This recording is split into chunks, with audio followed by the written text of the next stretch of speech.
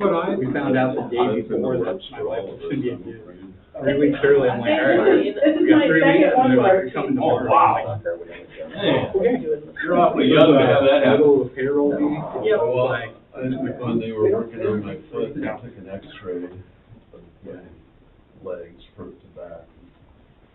Chris, we- Radiologist makes a note. Okay, so last This is right knee. I shared the materials. Nice. Mark, I read that. So, My knee's. they don't have them yet, but they'll get them. You have copies, and, I can get you a printed copy if that works better, but you're usually digital. Correct, yeah, digital is from Paul, because he wasn't in the pool this morning. I haven't heard from him in about a week or two, but he did confirm, and we have the date lined up with him. And Now he confirmed the dates with me, just like Mark did. I had a big note on the calendar. all that recruiting you do in pool is great. Yeah. Only it cost me twice as much if I didn't come do this. It's 5:15. Okay. Don't hold on to that too long unless you want to. No, I'm happy to pass the buck, but I'm starting, right? Yep. Yep, okay, call the meeting to order. Please rise for the pledge of allegiance. Pledge allegiance. To the flag of the United States of America, and to the republic for which it stands, one nation, under God, indivisible, with liberty and justice for all. You're so well trained, Tyler. Yeah, you are. All right. Okay, we need to, open nominations for Budget Committee President, Budget Committee Vice President, and So it's chairperson, Chair. vice chair, which is optional, and the secretary. You do have to have a chair and a, well, your title is different. It's in the board.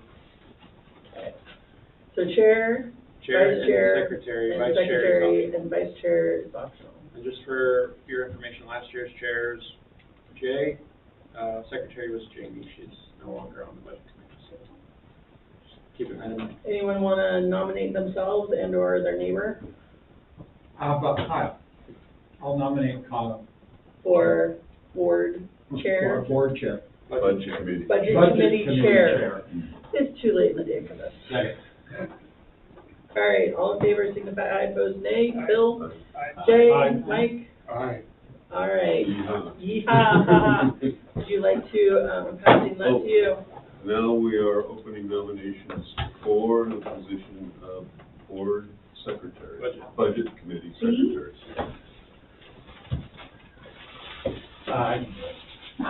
There we go. I nominate you. Fantastic. We have a nomination and a second. Are there any more nominations? Who was the second? I'm sorry. I think. Seeing no more nominations, the nominations are closed. All in favor? Aye. So signify. Any opposed? Motion carries. Congratulations, Jay. It's a high pay.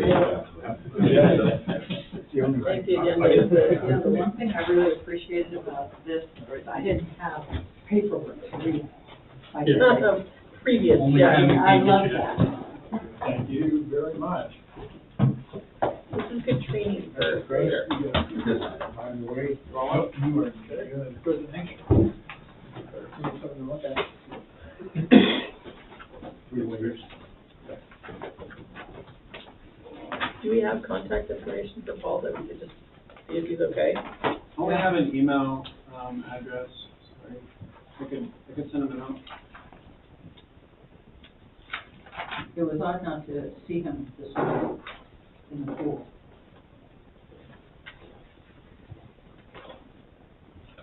So the only way you can be on the budget committee is if you're a swimmer?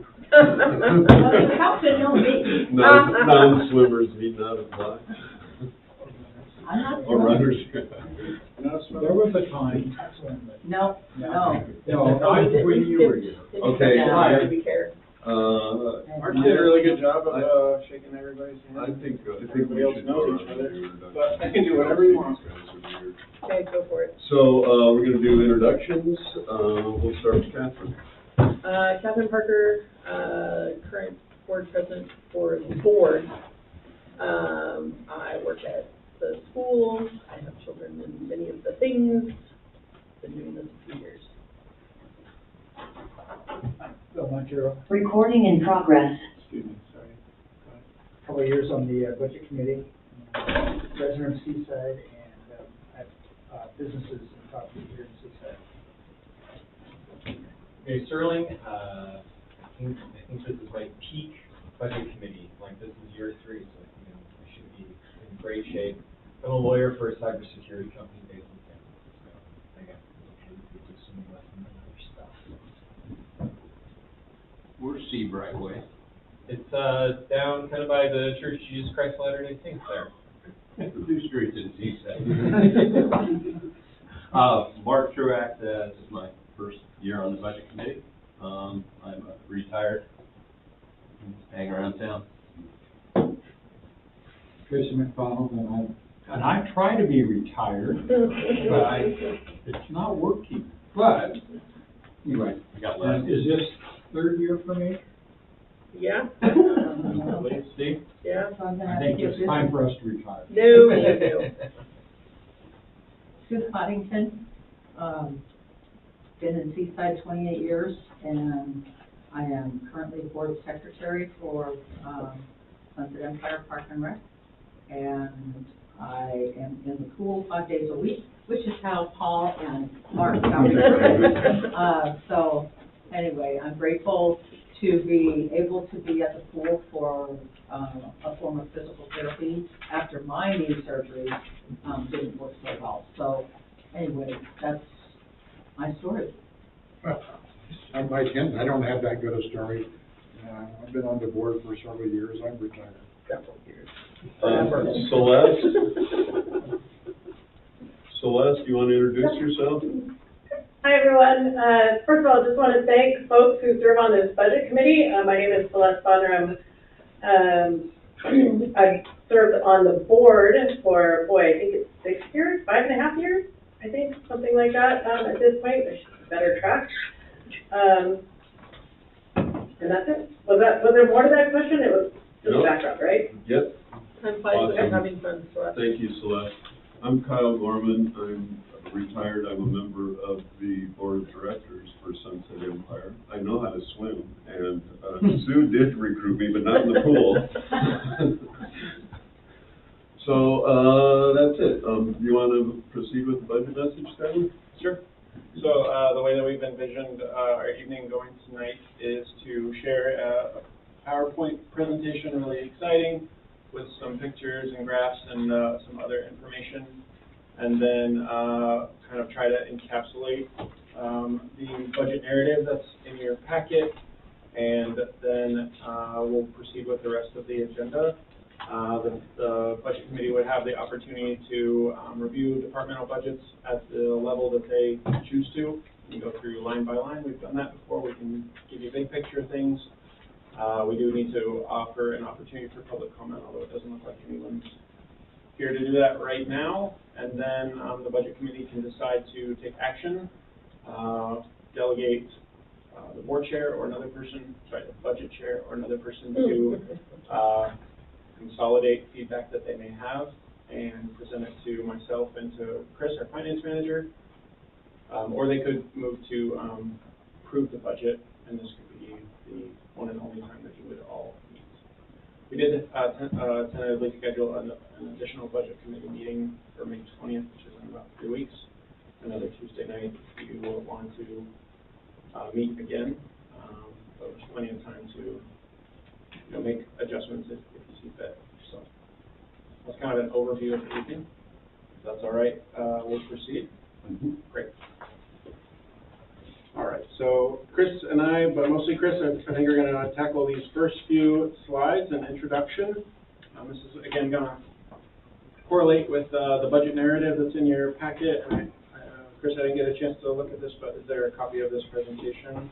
I don't think we added that one because we just said it was Yeah. gonna be kind of. Yeah.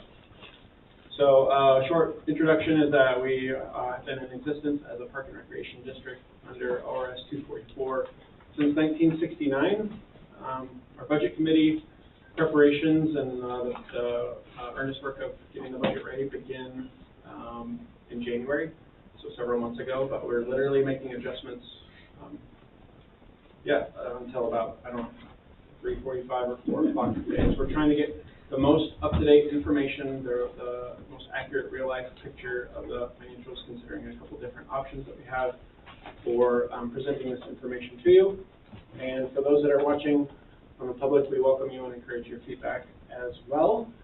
Just a reminder, this budget is going to represent the time period from July 1st, 2025 to June 30th, 2026. So it gets a little confusing sometimes with overlapping dates and the timeline that we do this in, but just want to make sure everybody knows that. Sue? On page 2 of this, it says our next, if we need a second meeting, it's May 13th, not the 20th, so I just want to Thank you. clarify which one it is. Yeah, let's cross that bridge if we need to down the road, if that's okay. Excuse me for the misstate though. I want to recognize our directors, our board of directors. They've already introduced themselves, and our budget committee members, and also know our staff. Chris is our finance manager. He oversees all the financial operations of the district, and also our front desk staff, which we're really grateful for. We have a number of our other full-time staff. Actually, all our full-time staff are listed up there. So really happy with the position of the district. We currently have 66 total employees. Outside of this group, the rest are part-time staff that work in our programs or facilities. I think it's best to mention twice. Oh my. All right, we're gonna fast forward through that. Go ahead, Chris. All right, so just kind of look back. So, tax revenues, increased by about 3.1% every year over the past 6 years. But overall expenses, just due to keeping up with staffing, even just the cost of all of our services that we provide, gone up about 66% in that same time period. And then if we take a look, kind of see where we have come in, kind of how much our expenses, this is from our general fund. So I mean, the graph kind of does make it look a little bit bigger, but I mean, it's a little tighter. And then just kind of a breakdown of where it's at, and as you can see at that bottom, the biggest piece is the staffing portion of the whole general fund. And then, so this is for that prior full year we had. So if you were here last year, you kind of remember we took away the Broadway Field Fund and the SRC Fund, combined them into the general fund instead of having, 4 different funds. Those 2 didn't need to actually exist. Our auditor kind of helped us get those back. But here's kind of just a breakdown of that 23-24 final. So Broadway Field was a little weird too during that period. That was during all the construction. So we had a few different things that we had to buy to help with the school, and then we would get reimbursed. So there's a lot of kind of different parts that were moving during that time period. SRC fund, I mean, that was when we were right in the middle, starting to work on all the improvements that we needed for occupancy. So we were putting in a little bit more money than typical. And then that interfund transfer, thankfully we don't have that anymore because we don't have to transfer to a separate fund. So that was kind of a big portion of things that would go through. And then capital improvement, we're starting to kind of refill that. I know there's going to be projects, not just of the SRC, but on Broadway Field, different ones that we're going to need to have a little bit kind of loaded behind, just so we were ready to go on future projects. Chris, Yeah. help me understand the numbers here. So I'm looking at Sunset Recreational Center Fund. The revenues and expenses, it shows 716 and change for expenses. The But then if you go directly across for where it says Sunset Recreation Center expenses, those numbers don't add up to 716.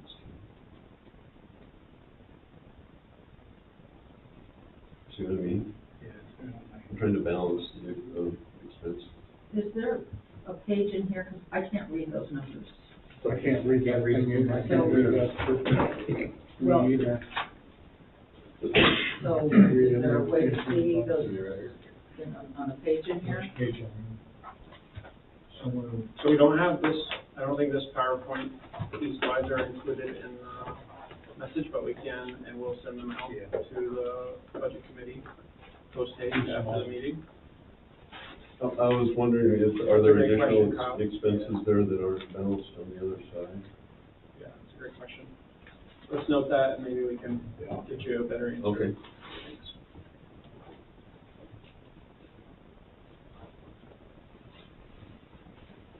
Okay, so now we're gonna kind of look at the current year. This is just as of, we tried to really hit on the end of March in that one.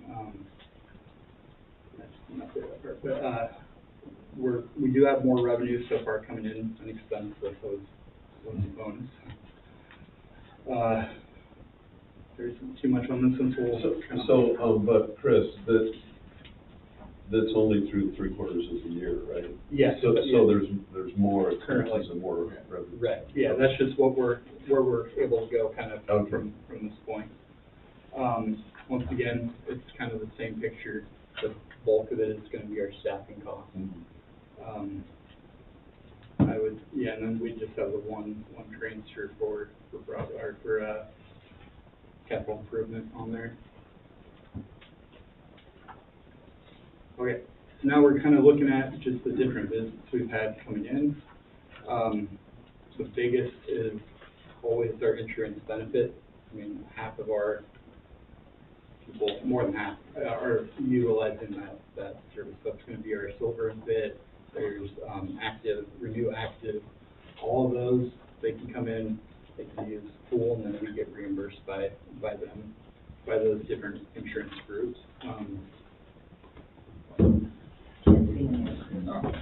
Well, I'm just gonna pull up a chair. And then, our community agency, we have those ones, so like Seaside Fire, Your Heart Fire, different, groups that are coming in for, a lot of them will be the, like the lifeguards come in, train, and they're able to do that one. Family annual is actually pretty impressive. I mean, that's probably one of the, other than the adult one, that's gonna be our most expensive. You're getting a lot of people in your family to be able to come in. I think it's between 2 and 3 that, will be able to come in off of that family annual pass. What are non-residents paying for that? I don't have the number right offhand for the pass, but I'll grab those, but Scott was looking up. Yeah. It's pretty, it's definitely a pretty expensive pass. I know the current for out of district, regular annual is 65. So it's gonna be a little. So the drop in pool check-ins is when we did the pool maintenance? Yeah, that's that November period where you're gonna see that drop pretty much every year, and then kind of takes a little bit of time to start trying to get back up to that peak. And then, I mean, July, August, September, you've got so many people that are coming in, you get a lot of the tourists that are coming in to do open swim. We're gonna, that's the bulk of our open swim, we have it 5 days a week, or 6 days a week during that time period, so you're gonna see those check-ins be a little bit higher. In fact, the second one, second graph is gonna be showing those open swim check-ins, and we've got quite a few coming for those. Decent amount to the district as well. Interesting, private lessons, more out of district than in district. Yeah, I know Carolyn has a big reach with a lot of Portland families. We get a lot of people that want to train under her, and they are willing to come. And typically, if they're going to train from Portland, they book 2 lessons back to back. Sometimes I've seen one do even 3. I mean, between 2 hours and 3 hours of a lesson, just back to back to back, or sometimes you'll get a family that just does, you know, each kid does an hour, so they have the whole family there the whole time. What was your question, sorry, the adult? What the non-residents pay for family annual? Family annual for non-resident is $1,165.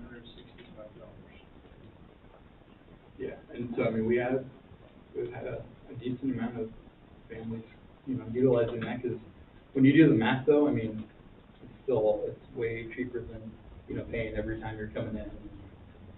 Yeah, it's a pretty good deal. All right, recreation, pickleball is definitely a very popular sport. I mean, it just kind of has its waves of when they're coming into play. When did we change the prices over? January 1st. Yep. January. So it actually picked up a little So it went down, bit. and then does that March encapsulate when we change the price? Change it back? Yeah, You just did that like last Last week. week. I know, Yeah. so No, it really didn't go down as much as, Yeah, We were I think, like, however, there's, one around that time, we offered an additional day. We had been contracting with a pickleball instructor.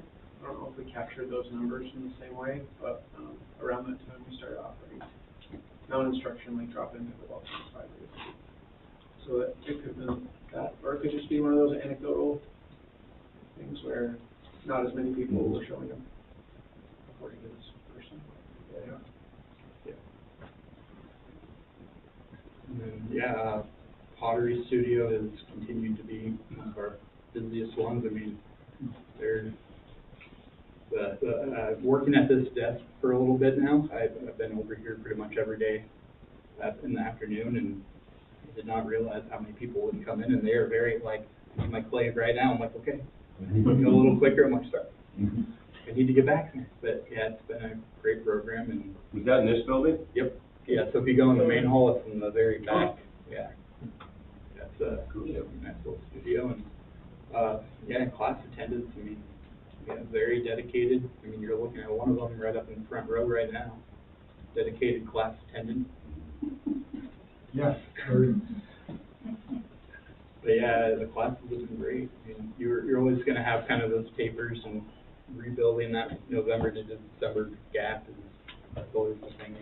Trying to get people to remember when we're back up. The pool didn't have didn't have a normal January, I don't think. No. It didn't, you know, usually you get this, and there was nobody new. No. Come January, nobody made the resolution. Yeah, and I feel like they gave up this year. Somebody mentioned it, and I looked and I thought, Yeah. I gave up on it when they started. Yeah. And then youth programs, I mean, it is almost always, you'll have like one or two dips, maybe if you get a family that moves, but for the most part, we've got a waiting list pretty much on every program. So you're never going to see it really drop more than maybe we had one or two kids coming, like one kid would leave, one kid would come in, or one kid would leave, and then it would take a month to get the next one. Is it possible to add capacity? They're looking for grants. It is, Good. yeah, that little corner bubble is still true. We're kind of paused capacity expansion, just as we're working through occupancy and trying to, make sure we're, Staffing. yeah. So, Yeah. I think there's opportunities for growth, especially with the infant toddler program. So that'll be something for us to consider after we get that other thing. Yeah, I mean, that would be the best. In the community center, I mean, we definitely have people in here. There's some days where it feels very slow, and then there's some days where I'm like, there's somebody in every single room and a couple of people waiting out in the hall. So it Interesting can, that October was a peak. yeah. What happened with it? It could have just been, a couple of large events or rentals, we do host a lot of,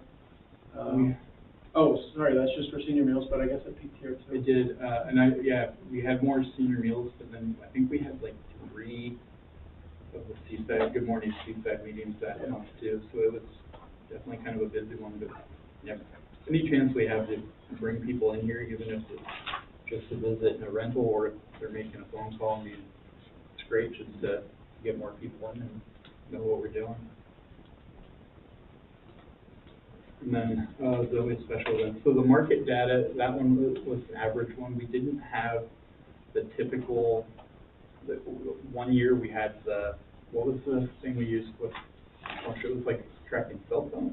Is that it? Yeah. We had a really great count. Little geo-tracking. Yeah, but like on a normal market day and you're trying to track every single person, we just kind of had to do that estimate, and that's pretty, when I met with Zoe, that was kind of the typical bell curve you have. You have a slow start to pick up, you have your peak month, and then people start heading back either to school. I'm sorry, so we're tracking cell phones now? It was a program that we used a while ago. Count. Not actual cell phones, but they can.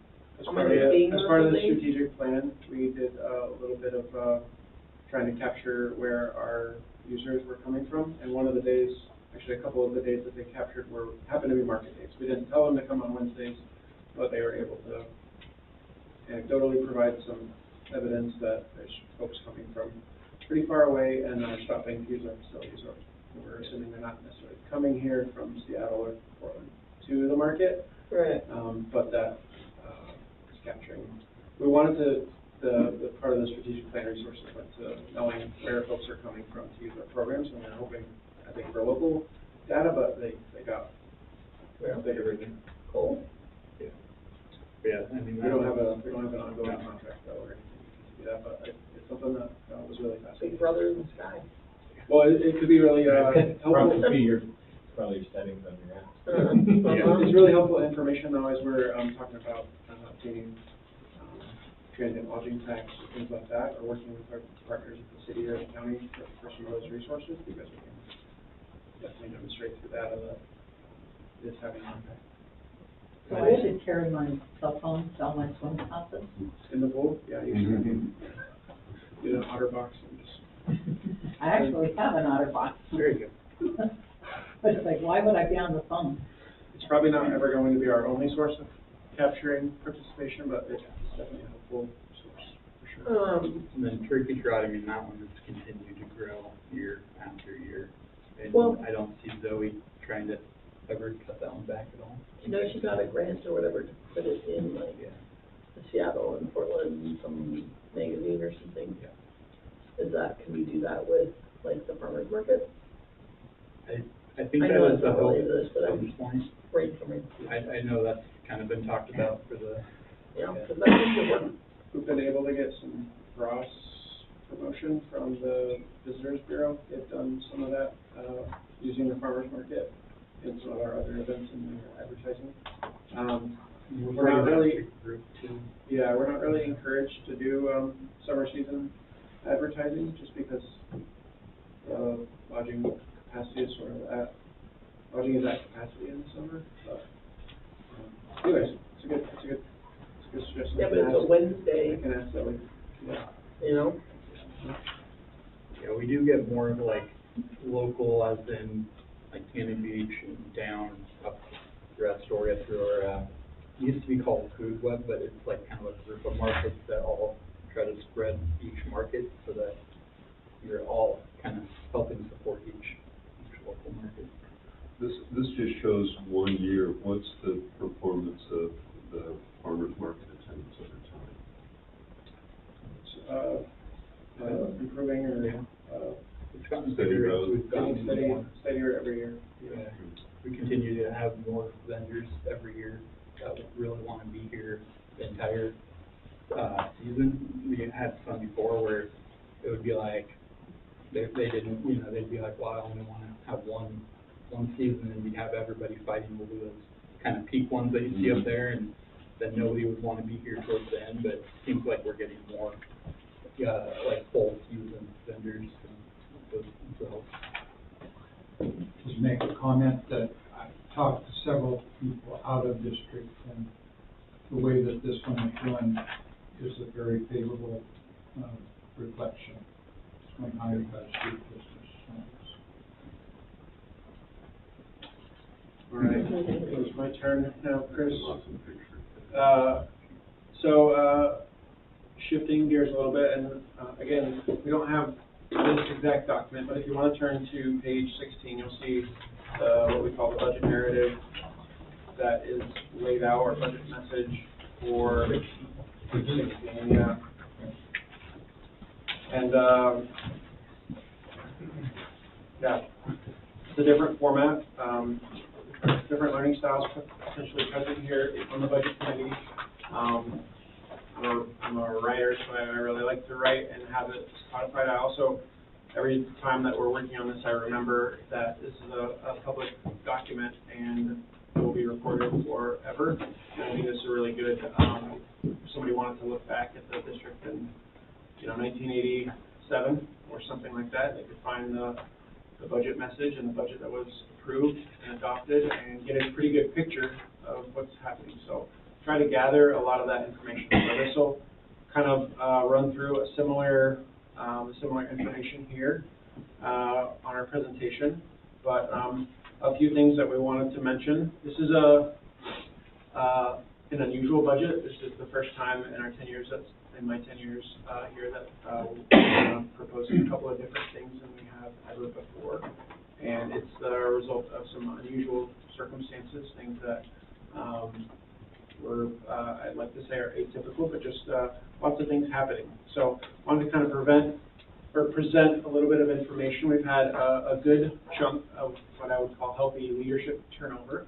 We lost a key member of our directorship, or our executive team, Levi, early in the fiscal year, and we've transitioned now to a different responsibility, or a different organizational responsibility in that area, but that's been really good. And then most recently we lost Justin, our director of programs. He went down to North County Recreation District. We've also changed 2 other positions within the kind of the full-time team. So that's a healthy amount of churn for a small organization, and something that has taken some time, but we're happy with the position that we're in. As everyone probably is aware of, but I'll share as if you aren't aware of them, we're still really engaged in efforts to be able to fully utilize the Sunset Recreation Center, the old Broadway Middle School property. We've invested heavily in that. We invested heavily in it actually before the district purchased that property, and I think it's been an amazing experience. It's been a lot of hard and challenging and new work for district staff and board to figure out and to work through, but there's lots of work still to do. And this budget, the current financial position of the district is different because of the acquisition of that building. I think that that's something that we all probably know, but it needs to be stated and probably stated time and time again, because if we were just operating in the Sunset Pool and the old youth center with a smaller capacity for child care, and then managing the Bob Chisholm Community Center, I think our budget would look a lot different. We took what I would say was a little bit of a risk in acquiring the building and working to program there, even though we're not programming at full capacity. It's still part of that picture that Chris was painting about the expenses of the district, the personnel expenses, and other project expenses that we've incurred. The next thing is some economic uncertainty. I know, our tax base is set. It's fixed forever and ever unless the district population votes to change it. But there is uncertainty that we have regarding the economy. If assessed value of property will go down, most importantly, the willingness of our patrons or our base to continue participating in programs. With the economy the way it is, it's not silly to think that it might have an impact on people's spending, their capacity for spending, and how they choose to use their resources that they have.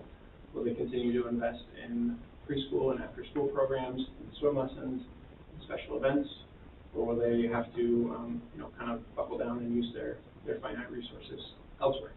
So that's something that we're just not really sure about, and I think a lot of special districts, especially park and recreation districts, that are not, I think we consider ourselves an essential service, but chances are if you are going to, if you're paying your bills, paying for swim lessons might get placed lower on the priority list than paying your water bill or getting groceries and things like The next one is inflation and cost of goods sold. Chris kind of touched on this a bit, but over the past years, inflation has risen about 23% here, including an anticipated rise of just a couple percent right now. That's changing almost every day. And as you saw, it's just costlier to operate the facilities and the programs that we have, with costs of utilities and personnel costs especially. Yeah, again, Chris touched on this, the personnel costs. For example, in aquatics alone, that personnel cost has risen over 20%. So we don't necessarily have more lifeguards or aquatic staff. In fact, we almost have the exact same number as we've had for the past 5 years. We're not necessarily operating with extended hours. In fact, 5 years ago, we had Sundays offered to our patrons. Now we only have 6 days a week. But just the employment-related expenses have gone up considerably. What are employment-related expenses? Like, I take that to mean not wages. Yeah, so it's wages, payroll taxes. We have to pay Oregon Family Leave. Paid Leave Act is new last year. Health insurance. Health insurance has gone up substantially. That's probably a good list. Yeah. I put in here revenue projections on that, and so if you look at the district's financial statements, which we share every month, and again, the board is aware of this. This is not necessarily our revenue projections and program revenue, although there's some areas that are a little bit underperforming year to date than we'd like them to be, but there's also some that are overperforming. What I actually mean is we had some expected revenue that we were anticipating that didn't necessarily come to fruition, and we were trying to sell the Visitors Bureau property to the city of Seaside and expected at one point to receive over $1 million for that property. That turned into a much lower number of around $500,000 once we completed the transaction. So while we were happy to get $500,000, that's a substantial change in the projection that we were hoping to meet in funds that we could have used. Another thing that impacted the budget is the returfing schedule of Broadway Field. So this is not the new softball field, but we have an intergovernmental agreement with the school district that is working really great, but it calls for us to share expenses of returfing the field, the existing football, soccer, baseball field area. And because we were doing the softball project, we wanted to get that returfing of that surface done kind of in conjunction, actually, at the beginning of that project. And so we were preparing to do that at some point, but it just came a little bit faster than we were expecting for it to come. One of the investments that we made in bullet number 2, the ongoing efforts to utilize the SRC, is to invest heavily in a fire alarm project at the building. The building had a working fire alarm, but it wasn't up to code, and so the city asked us to prioritize that, and we did so, and that has come to fruition now. It's been completed and approved, stamped, whatever. Stamped, yeah. For the SRC, yeah. So that came at a price tag of about $250,000, $239,000. So a substantial investment that we made, and again, budgeted for and already paid out using the reserves of the district previously, but those impact our ability right now. So all those factors coming together have created a financial position that for us, as we really closely studied, Chris and I studied the financial position of the district, is a little bit different. There's a lot of pressure on the budget, and so what we are proposing is something a little bit unusual, but it's not without precedent, and certainly not without precedent of the district's history.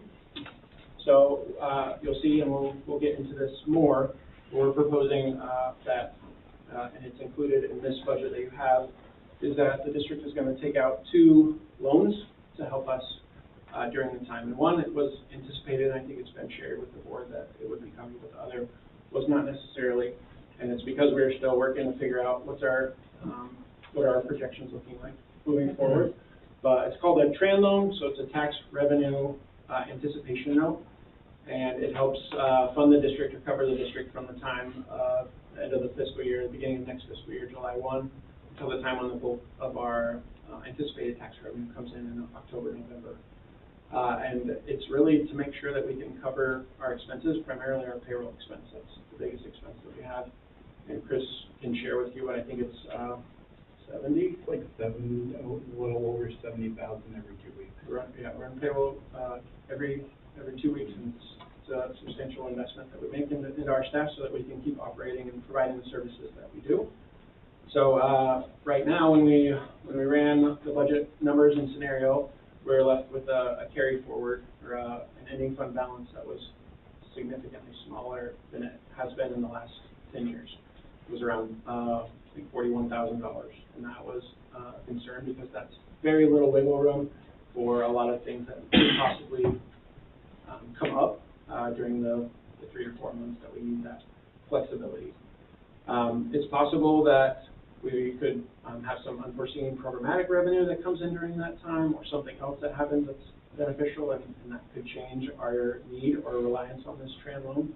But I think it's best to be conservative and expect that you're not going to have a pie in the sky necessarily, and so that's why we're proposing this as a solution. This loan is something that is common in special districts and other local governments. We haven't had to do it in about the last 13 or 14 years, but prior to my time here and to my predecessor, Justin, Mary Blake she used this as a tool, and I don't want to make it sound like it wasn't a good choice because it always worked out. She was able to pay off the loan after we received the tax revenue, and but it's something that we've avoided with intention the last few years. So that's going to be a fixed note instead of like a line of credit? Yes. I have a question, Yeah. on the trend. Yeah, we used to do the trend. Justin Culver directed us away from that, and we plan to avoid the trend, during his tenure. The interest rate on the trend used to be 2%. What is it now? We haven't gotten hard quotes back, Mike, but we anticipate that it would be in that range, probably a little bit more than 2%, but we're hoping for 3 to 5%. 3 to 5% for $350,000 for 4 months. Are there any other options that you considered? There are some options that we considered. We were only able to present one budget. Sorry, Chris hasn't considered. He probably has, but we haven't talked about this. So I'm out on Skylar Island right now. Chris is over in a safe place probably. But the other options would be to reduce staffing, reduce programming in some way, eliminate some things, look for partnerships that we don't currently have. And I can get more into those details, but that would be a discussion, I think, for the budget committee to have as a whole and for the board to consider as well. Are you saying that, like, I guess maybe I maybe missed the point, or not the point, but it sounds like it is a certainty that, like, at some point in, like, the middle of July, there won't be enough money to do payroll. Yeah, I don't think it will Not happen this in July. Okay. It would be 1 year. Yeah. And through July through. July, till the tax revenue. Yeah. Okay. So not July, but maybe it's September. Between September 2026 and November 2026. Yeah. Okay. So at some, okay, but like at some point during that window, Yeah. the money will run out. So you're saying, get the note now, so that when the money runs out, we don't have to cut programming, cut staff, do those sorts of things. Correct. Do we have to get it on July 1? No, but it just has to be in the budget. It's gotta be. Well, that's fine, but Yeah. I'm just like interest-wise and No. like whatnot, can we just, build it in, but then like Yeah. wait till October 1st or whatever? So are there policies that you can put into place to extend the current money that we have? Can we forestall capital purchases? Can we Yeah, do absolutely. other things? That was part of what we've been wrestling with over the last couple weeks, months, for Chris, is trying to figure out, okay, where can we, I mean, the staff will propose a budget and we'll go through and essentially everything is approved at first, and then we whittle it down based on the financial position of the district, and that's what happened. You'll find as we get into the budget that there's really very little, there's unfortunately not very much capital improvements or funding allocated. There's not a great deal of like expansion or doing this project or that project, which we know some of those are really needed. But I do think, to your point, there's always opportunity for us to grow and to do a little better at, managing the resources that we have.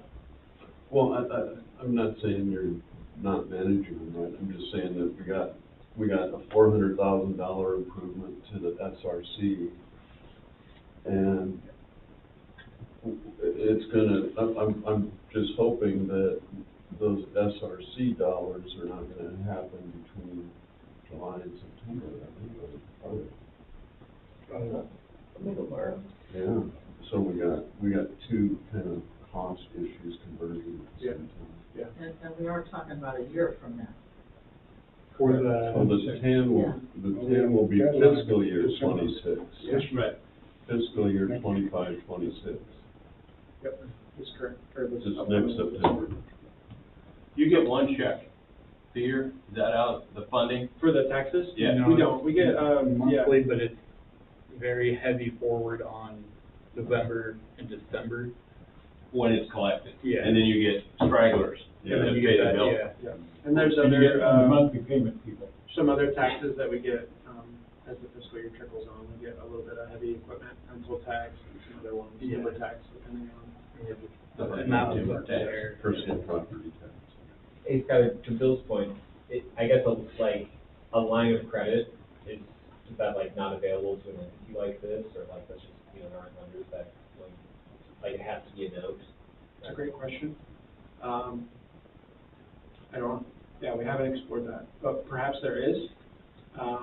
Interest rates a little higher. Yeah. Is it qualified as a municipal bond? That I don't number? know, yeah, I'm not sure, but we're both, like, we were trying to find files today of, the last time we did this in like 2011, and, see if we can track down what that agreement looked like and how the payment was made, and all the other details. If I can, talk about this project loan, so this is something that wasn't anticipated by the district, and we've been talking about it for a while. With the opportunities to grow programming at the SRC, we need to update the building, a couple additional systems. We made the heavy investment using our own resources to get the fire alarm completed, but there's a bulk of other projects that we feel or have been told are essential prior to getting our certificate of occupancy or being able to utilize the building in a safe way. So we're proposing in this budget that we take a project loan out, and we're actually way further along than the TRAN loan on this part of it, because we have a couple potential funding solutions or funders, but to borrow $400,000, and there's a simple budget laid out. The egress and firewall is to address a couple of doors and enlarge a few doors in certain areas of the building, and then build a new set of doors in one location. And then what we need to do is change out one of the walls to be more fire resistant. And so that involves adding a layer of, it's not called sheetrock, it's called something else, gypsum, or something, that would create a more resistant fire barrier if there was a fire in the building. So that's the bulk of the funds. The other project expenses that we have laid out are for, right now we have a sagging roof, careful, don't go underneath it for too long roof, no. But it's in the kitchen area, above the refrigerator and the freezer. And we would really think it's in the best interest of the building to repair it now before we have further damage. So that's a sizable expense, because that's a good sized area, and we're budgeting for potential replacement of the refrigerator and the freezer as part of that, because we're not sure how those units will work once the roof has been taken off and repaired. We are budgeting for some security system improvements. Those are to help enhance the security of the building and to prepare it for when we are able to fully occupy it. We've done a fair amount of work with the camera system, but we want to update the IT infrastructure and the door security. And we've started on some of that now, but our funds are, we need additional funds in this next fiscal year to complete that project. We're budgeting a good chunk for us, but may not get us that far into some parking lot improvements. That's something that's really needed, providing some additional lighting and exterior security cameras to help ensure that that is a safe space. This is especially pertinent given the agreement that the board entered into a week or so ago with an electric vehicle charging station that's going to be located where the dog park is now in the next 6 to 8 months. How much revenue do you think like dependent on getting the certificate of occupancy? Great question. I'm not sure if we have really, well, we have revenue projections. We did a highest and best use study with our consultants a couple of years ago about what all of the potential of the building. But what's really, I think, driving this desire is that the city has shared with us in a public document that we will face, at a future date, still to be determined, we will face penalties if we continue to use the building. And from their perspective, the building isn't safe to occupy, and although we feel that it is, and we did obtain a temporary certificate of occupancy in the building, they're essentially saying that that permission has been revoked and that we need to go through this process to get a certificate. So if we don't do this stuff, it's risk to revenue. They'll shut down the center, and then all of that associated revenue goes away. Or we will have to borrow more money and pay a daily fine to use the building. So we're mandated, the city, we have to close out these existing permits by the end of the year. Is that correct? So there's a lot of discussion going on with our project manager and our architect about that, and I think we're going to have some extension or grace afforded to the district, but we are on a tight clock, and whether it's July 1 that certain components or parts of the project milestones need to be hit, or whether it's December 31st, those dates are fast approaching, and the district is not only responsible for this batch of changes in order to get that certificate of occupancy, but also having permitted and approved mechanical system improvement plans, and that's a heavy lift. Which will then have 2 years to Which complete. we'd have 2 years to complete after that. So I guess maybe thinking like, is $400,000 enough? Like, It's a great question. We hope so. I think it is enough for these things. What we're not sure about is the mechanical improvement. And I don't have any, there's too many unknowns for us to calculate what that improvement will look like. Is that HVAC? Is that? HVAC, but Okay. the question that we're facing now is reclassifying some of the building space, because if we classify the gym as a gym and not a assembly area, for example, then we don't have to make any HVAC improvements in that space. And so the plans that we submitted before as for occupancy, those were met with some proposed changes by the city because we were proposing different uses of spaces in the building. But if we can go back and, negotiate with the city and say, well, actually, we want to just use this as a gym, then there may be some leeway provided to us. And that's kind of what's happening right now. Nobody dies in the gym, like. Yeah. That would be tragic, but. They just run out the door. Yeah. My question is, I knew about the refrigerator freezer units, I didn't know about the roof. Is that $50,000 accurate? Yeah, that's a quote that we got from, I can't remember which roofing company, but yeah, we had to make some temporary repairs a few months ago, after a storm when it became apparent that this was something more pressing than we thought. So yeah, we had gathered some information that is accurate. What's the district's bond capacity? Well, man, you got this hard questions that I don't know the answer, but let's note it and. I mean, we have $1 million that we borrowed 5 years ago to buy the building, plus we have another $750,000, and we only take in $2 million in taxes or whatever every year, so we might be close to our bond capacity. Yeah.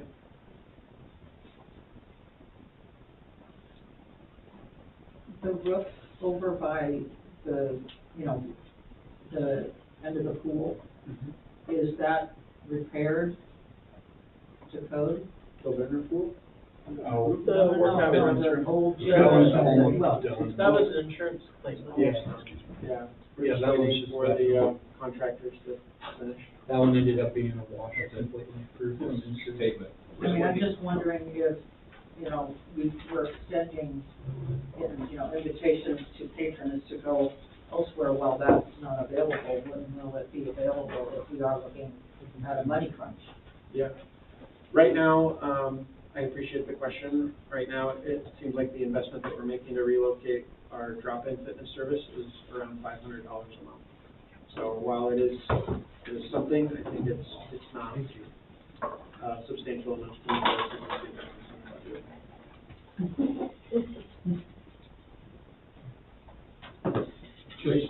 Just to make a comment, I'm your Huckleberry. while the water's being poured. Sorry. So if we just keep this comment in mind, and I realize as being a staff person, when the last time we attempted this, but, if we're going to try to increase the revenue base, is it time to readdress re-including Cannon Beach and Gerhardt? Certainly is time. District board and staff have prioritized that. I mean, amongst some other things that we have working on, we're doing, probably not doing everything we can at this possible moment, but it's a conversation that's never really left our plate of what would really help the situation. And, sorry, if we can revisit one question, I think it was yours about other solutions. So that there are other solutions, and I didn't mean to defray that question. What I meant was the budget committee could choose to not have use the TRAN loan as a funding mechanism, and it would be okay for a while, but over the course of the next year, unless something substantially changed, like getting Gerhardt or Cannon Beach, or like finding grant funds or something that we don't anticipate, the board and staff would have to make some of those really hard decisions over the course of that time. So when this came back, next budget cycle in 2026, the district operations or the district could look a lot different. And I think what this is an option that none of us are really excited about pursuing, but gives us the best opportunity to continue serving the public at the capacity that we are, and hopefully finding some stability over the next year with getting the occupancy of the building and finding more revenue within that space. Well, I'm not opposed to a tax anticipation note. I think the issue for me is that they tend to be a little bit addictive, so then next year we'll want to do another tax anticipation note. I think as just one member of the board, I think it's okay to use that periodically, but I think our goal should be to not have to use tax anticipation notes. I think we've done pretty well. Yeah, we have them. I think I think- that's why fee structure is important. I feel like what our district has always done well since we survived COVID is prepare for the unknown future. And I feel like that's kind of what we're trying to do, is prepare for the uncertainty and then write it out, and then next year we'll come back and go, oh, things weren't as bad as we thought. Great. I'm better with words than numbers. Like, what would be like the interest payment on this note? Do you think? Like, is there any way? That's $350. Like, $6,000. Well, there's two costs. so we're paying $6,000 to stay open for business for 4 months. Man, we should, like, It's pretty cheap. that's short money. Well, Yeah. Okay. It'll be more than that, because there will also be, a cost to create the note outside of the interest. So you mean like the admin A fee, like the origination fee or whatever? loan activation fee. Yeah, or but I mean, whatever that is. And I don't know. Even if you call it 10 grand, like, Yeah, it's okay, thank you. for a $4 million budget, it's. I mean, you can't get from the end of July to the 1st of October if you don't have any money. Yeah, that's The right. school district First of has, November. well, yeah, and the school district has to do the same thing, because they only get one check. They get November or whatever that payday is, tax day. And so they're gonna have it when it's coming, but, and that has been reduced. Sometimes you run into issues. Turf's gotta be Yeah. replaced, and it wasn't, you're working with two different public entities. I just need a clarification on where the 600,000 figure came from. Jay's number? Yeah. Jay's comment? The 6,000? I think you said 6,000. Bill did the math. Bill did the math. Well, if it's Well, where's 5%?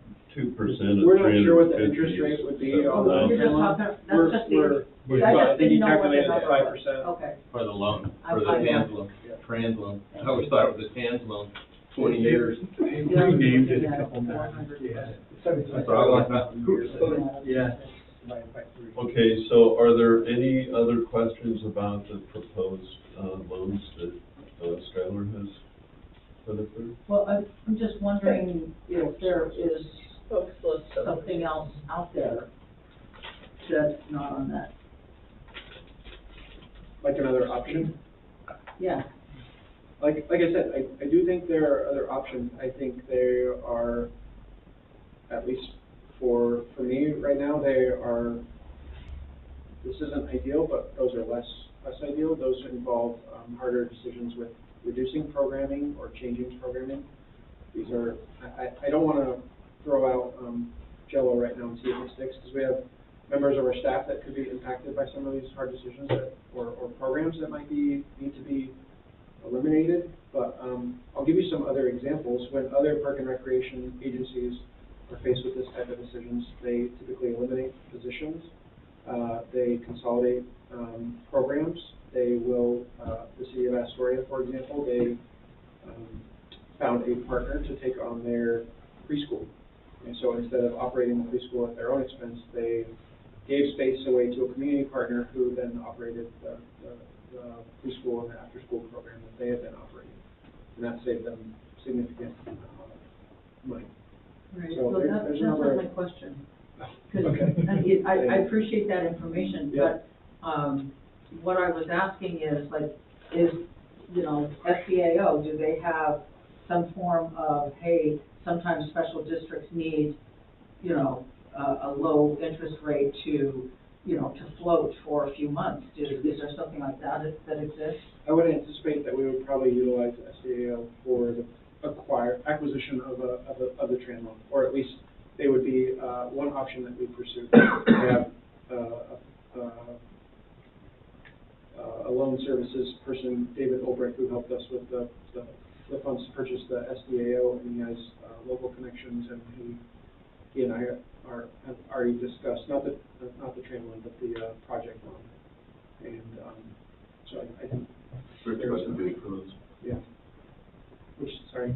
And I said, do we have to go out to bid for? We don't, because, he's part of, he does the bidding for us. Oh, okay. Yeah.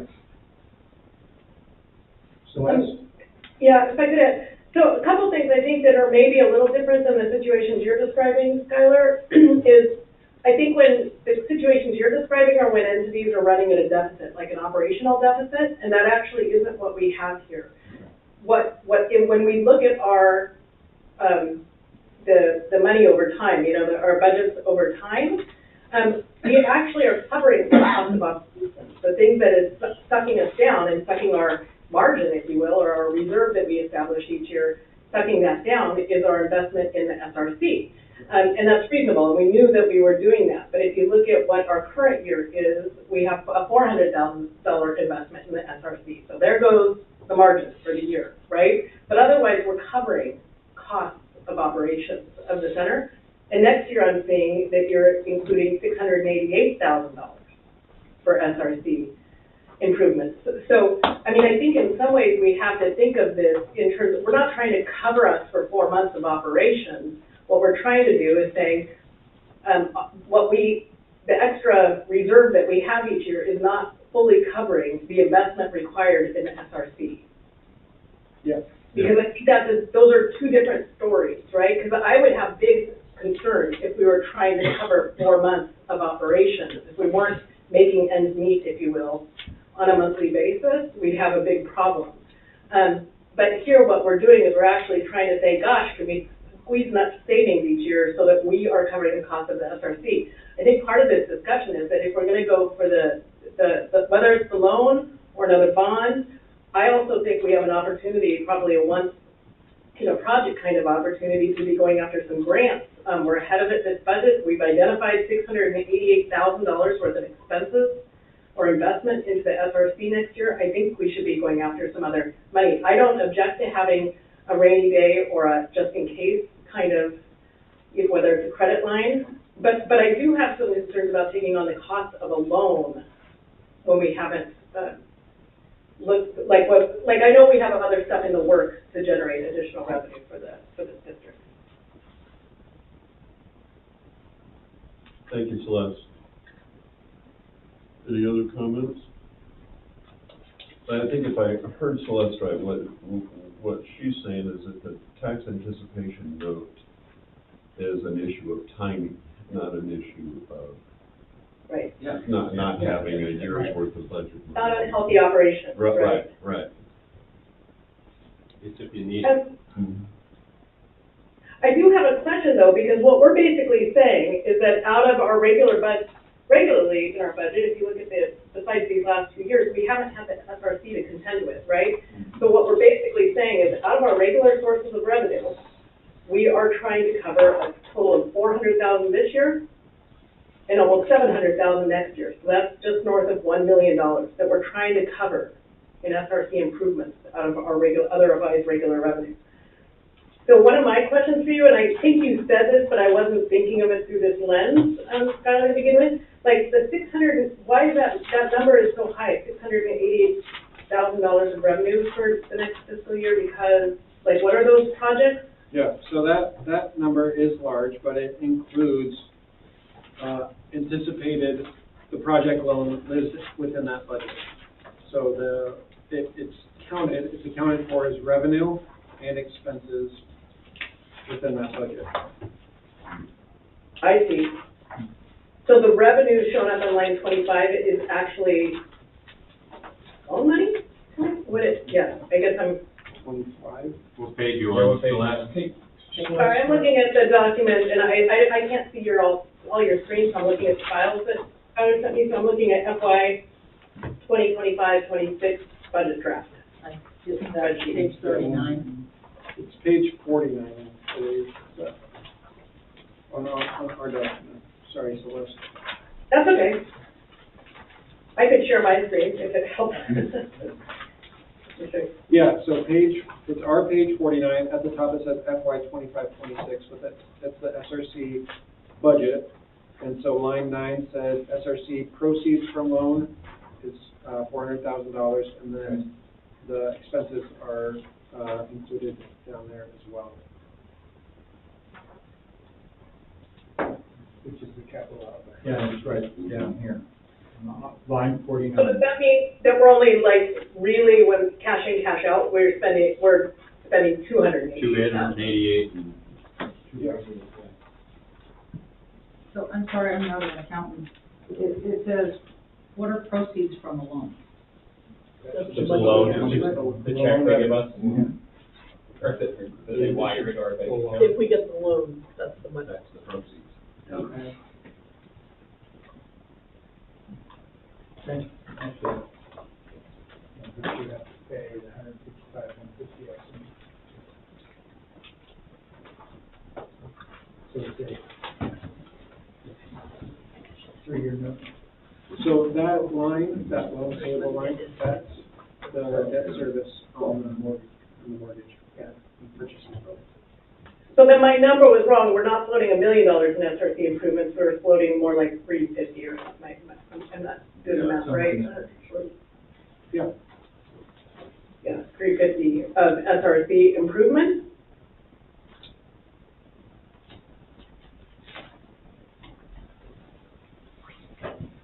You know, and those are one-time capital costs that we have to contend with, right? They don't, in other words, those aren't regular revenue, kind of ongoing revenue, ongoing expenses. expenses that we have to do. But so I think that's one thing to sort of just reckon with or realize that that's why our cushion is less, right? Is because we've been basically floating those expenses out of our cushion. Absolutely. Yep, and that's something actually that I think is good to draw out, and Chris has talked to me about a few times, but like, it's unusual to take on a project of this size and just to annually kind of dip into your coffers and try to find money, and eventually, yeah, we've gotten to the point where the money is, we can operate, but we can't do the stuff over there that we need to do without. In the time frame we need to do it. Without additional resources. Yeah, I think in being part of those conversations, Skylar, I think one of the things, and for the other folks on the budget committee to know, I mean, originally we had no idea that it was going to take this long to get our occupancy. We thought it was maybe a 2-month hurdle or something like that. Like, we had no idea of either the cost or the timeline that it would take. And that includes after talking to consultants. Like, we just didn't think it was going to take us this long. And so I think at the time it made sense for us to say we should just float these costs, these capital costs, just to get us over the finish line, because we're going to start seeing revenue from the SRC. At this point, I think if we know that we're going to have those future costs, I think we need to start looking for capital grants. Yes. As an alternative. I mean, we know what the projects are at this point. We know the timing of them.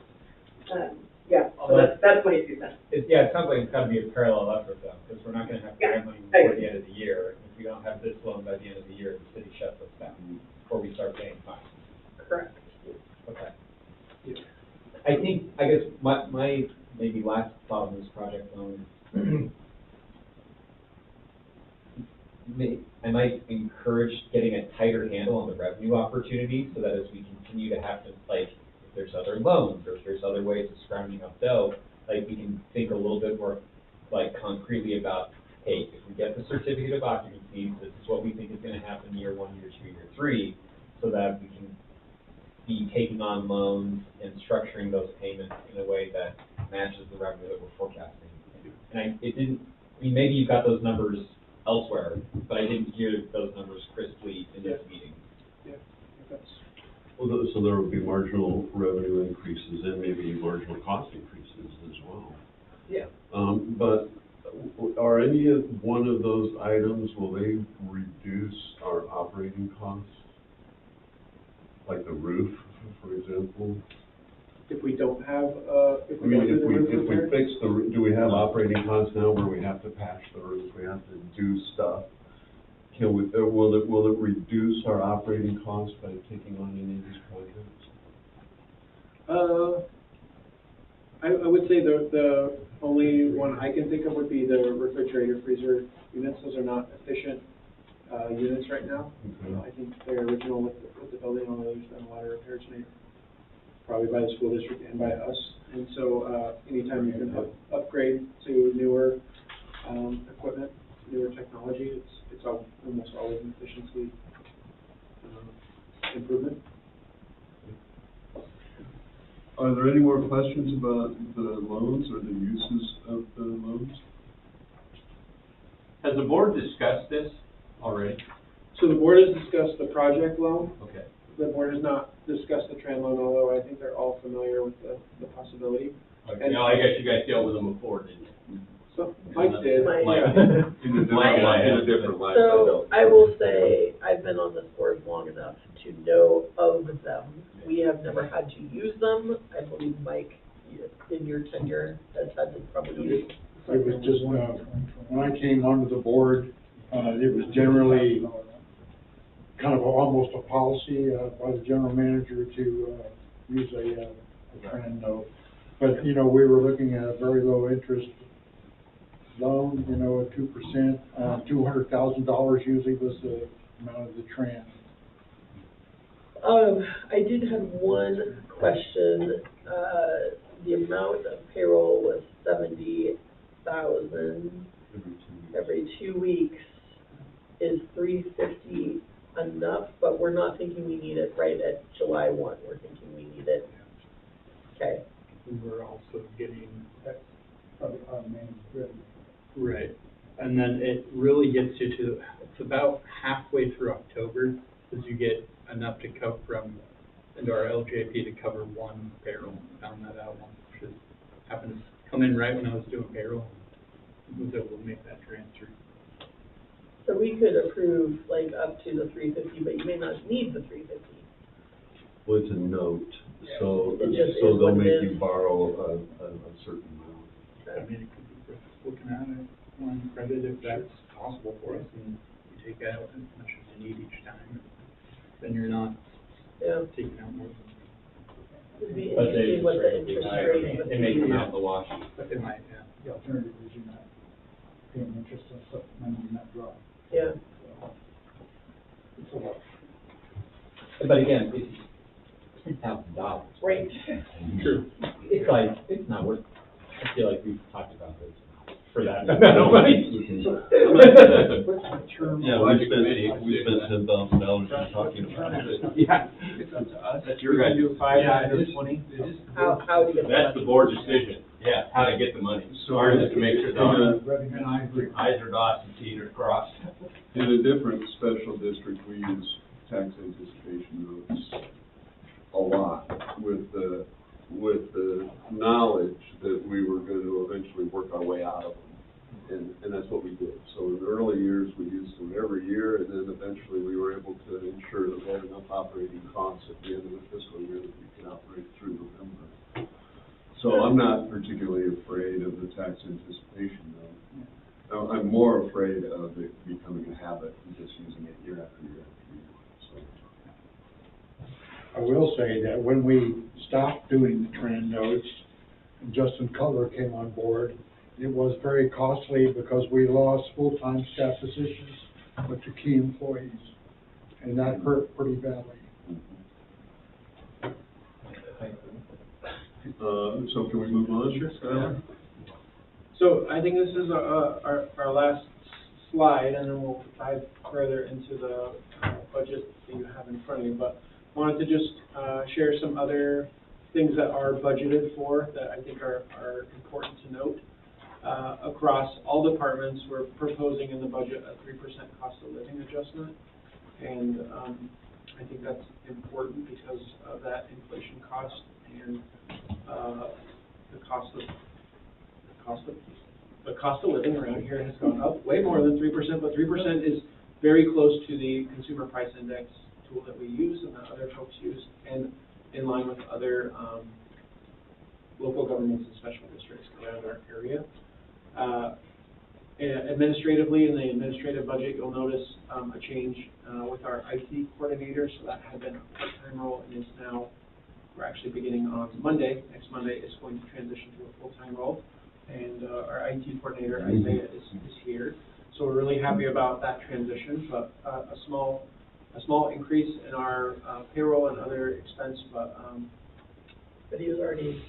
He was already a part-time employee working a significant amount of hours, and you know, it's really in the benefit of the district to have a qualified and experienced IT person, and so we're thankful for Isaiah. One capital expense that is budgeted for is to replace the main pool boiler system, and that's in aquatics, and so that is, I can't believe I'm saying this, that's the original boiler from 1977. We've only had it really challenge us a couple of times, at least in my 10 years. One time was after we replastered the pool and obviously drained the pool. We filled it with fire hydrant water that was quite cold and went to fire up the boiler, and we could not fire it. Could not get it to fire, but for the most part, that thing has been extremely reliable. However, we know, you know, since 1977 to now, it's a ticking not bomb, but it's ticking, for sure. Oh, well, no. And you were making it much more efficient. Yeah, so we're budgeting for that, and that's actually something that our maintenance department has encouraged us to budget for several years, but we've prioritized other capital improvements in the auditorium. Out of curiosity, will that boiler, because the pool is also reaching the end of life, so at some point, we're gonna need to explore options of whatever. Will the boiler be sufficient to, handle any expansion? Are we thinking ahead? Do we have to replace the boiler again when we, like, Sure. I would like it to last another however many years that was. Yeah, that's a great question. I'm not, an architect or, I don't know, yeah. I think that would be ideal to have the boiler be able to be service, a new pool, if and, or when that project happens, but I don't know if that's a realistic possibility. I think there's a lot of unknown, a lot of questions, a lot of, planning still to do, for when we get to that point in the district. Okay. But that is a consideration.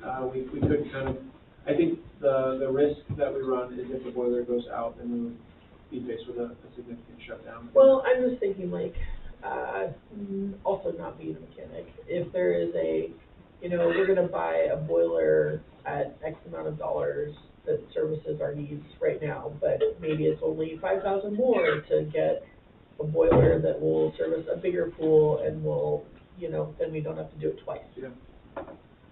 Yeah, that's good.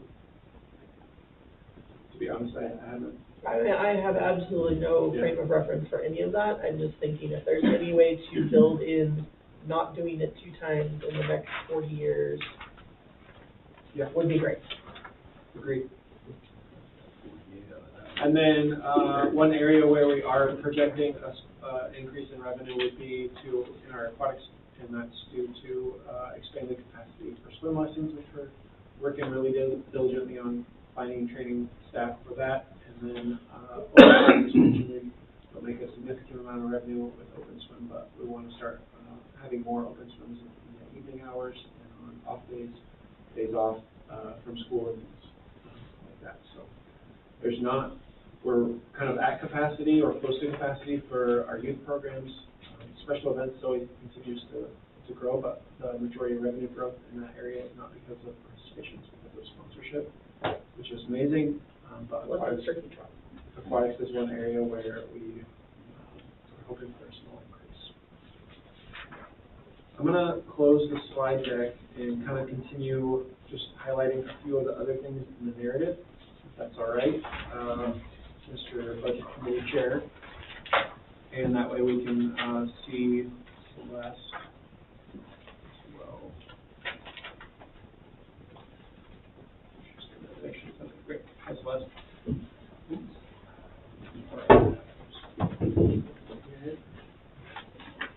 So again, the beginning part of the budget message is kind of just a snapshot, if you will, at this point in time of the district, and a review of kind of the last year. Some of the things I've already mentioned, but highlight our full-time staff as well as a number of our part-time staff that do amazing work. Talk about the highlights of the district, and I want to kind of highlight some of those as well, because those have been what I would classify as being strategic and important investments. So we're on page 21. When we talk about administration highlights, so the board continues to prioritize long-term strategic planning with consultants. The board has represented the district in planning sessions with the school district regarding Broadway field renovations, and drafted and agreed on a new IGA, and had quarterly intergovernmental, so IGA, management committee meetings. I think every member of the board, if I'm not mistaken, has attended a training as per their job description in the past year or so to learn more. We evaluated the performance of the executive director, and done lots of other things. Yeah, there's a great list on there. Second to last bullet is completed the best practices assessment from Special Districts Association of Oregon, and had a consultant here with them for a meeting, and that's a noticeable investment. Our maintenance department, again, we had a staff transition. That's a quick question. Yes? You haven't here, you embarked on a process to implement SDC, Yes. what does that mean? Oh, great question, Bill. So glad you asked.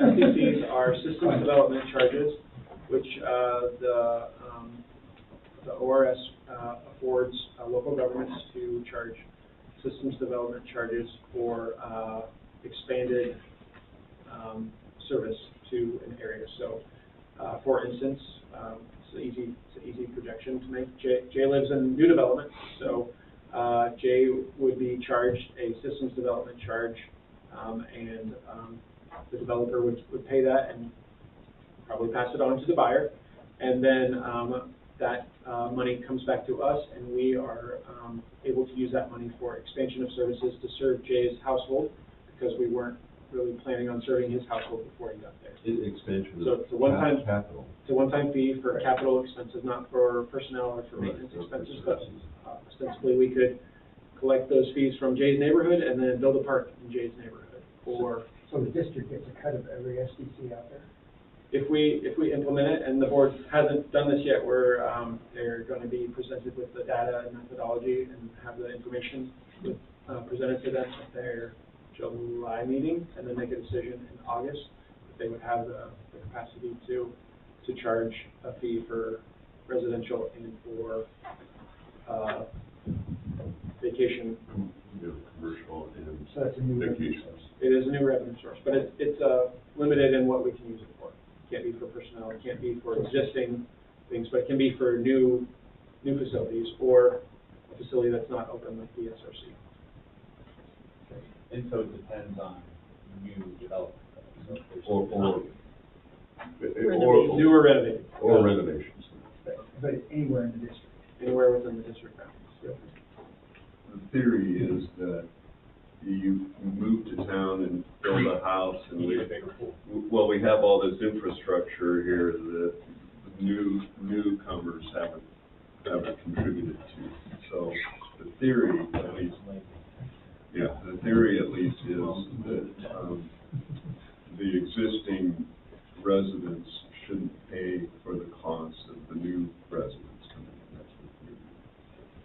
So we hired a company to bring us all this data. Flesh it all out. And just for clarification, SDCs are already charged for things like water and roads, like other infrastructure things. So currently, anybody that builds in Seaside pays about $10,000 per door, or new residential unit. For SDCs right now, our district, the SEPRD does not receive any cut of that.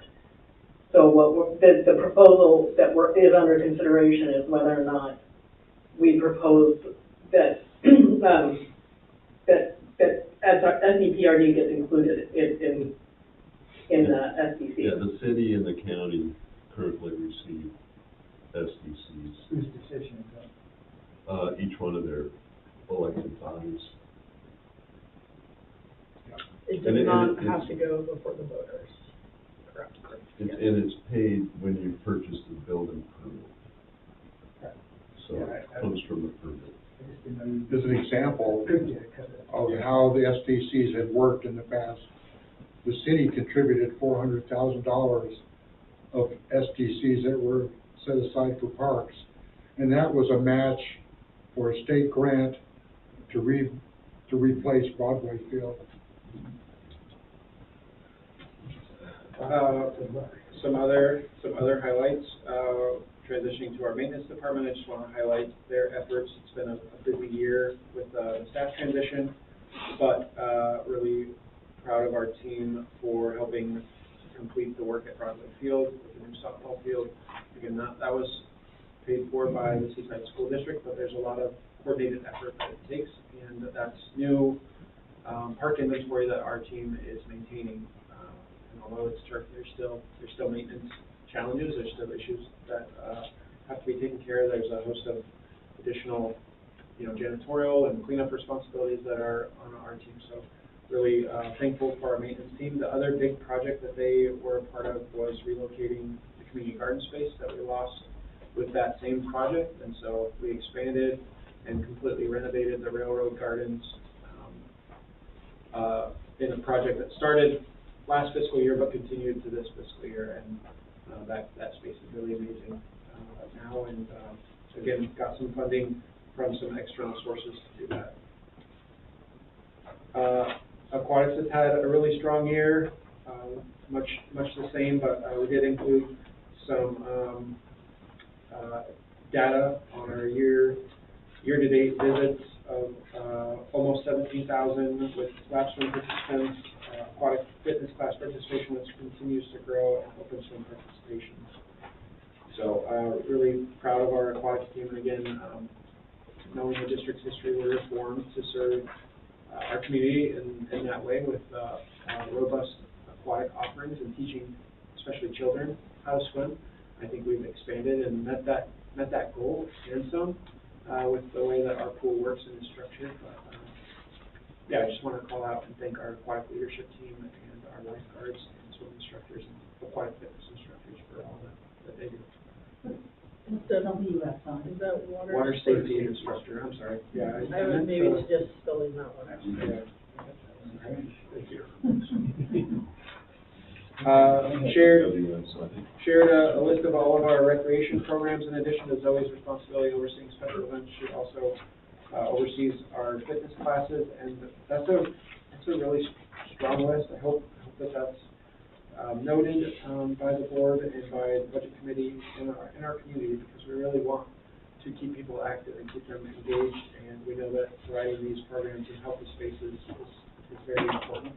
A lot of our work over the last year in recreation has also been focused on providing drop-in sports. So we have strong basketball and pickleball programs, and most of that work has been led by our recreation leader, James Massa, and he's also a fitness instructor. So really thankful for leadership and vision and for the space that we have at the SRC. We talk about the expenses and the challenge of finding the resources to update the building and improve it, but this is an area where we can see that that space is really important for our community to take advantage of. I did call out the experience that we had with our own fitness space in the back of the pool. We went to repair what we thought was a pretty small leak and discovered significant water damage, so that space has been out of commission actually since November. We relocated our group fitness classes to the SRC, and then have worked out an agreement with the local gym, mint conditioning by the Seaside Airport for our members to access that space for drop-in fitness programming, and that's working well so far. We're hoping, again, once we obtain a temporary and/or permanent certificate of occupancy, that we'll be able to use the SRC as the drop-in fitness space. I wonder if they would. Yeah. Got it. So you've been waiting for occupancy? Well, we got a temporary certificate of occupancy to use the space for childcare, and at some point that occupancy was different perspectives about why or when it was changed, but it was changed, and we know we've been working with the city really, I think, closely most of the time about what was needed. What was hard for us to understand, or what we didn't know until we kind of got to those milestones along the way, was what was needed and the cost. So for instance, like, we knew that the building had a working fire alarm, and we were never sure that the fire alarm would need to be updated. Then they said you need to update the fire alarm, so we went through the RFP process to update the fire alarm. And honestly, the fire alarm project took almost a year in itself because of parts and labor and all the other issues that you have with contractors. So I think one of the biggest challenges is the turnover in staff, too. In keeping the light, like, we have to keep restarting basically every time. New building officials. Yeah, and then you start the conversation over again. Youth programs continues to be another area where the SRC has really proven invaluable. The service that we're provide for families and children in our area is, I think you know, pat ourselves too hard on the back, but it's commendable, and it's an investment that we're making. And we're not operating these facilities at profit. We're subsidizing these programs because we recognize the importance that they have in our community, for many children and families to have a space for kids, for infants, toddlers, for preschoolers, for after-school programs, summer camp to exist, and for kids to have more programming, healthy programming, and healthy spaces to thrive in is really important. Yeah. The Bob Chisholm community continues to be a really important space. We have an agreement with the WIC program, which is run by Clatsop County Public Health, but that's women, infant, children, and they, yeah, that was facing issues, sorry. I think there's some words missing. Yeah. But the center is really busy and receives about 750 visits per month. We also have been able to continue improving the meal site, and really proud of our, I think this whole section got kind of, needs to get reformatted, but apologies for that. But yeah, I have an agreement with Northwest Senior Disability Services to offer the meal site, and then this building is owned by the city of Seaside, and we have a contract with them that provides us some revenue for providing the space.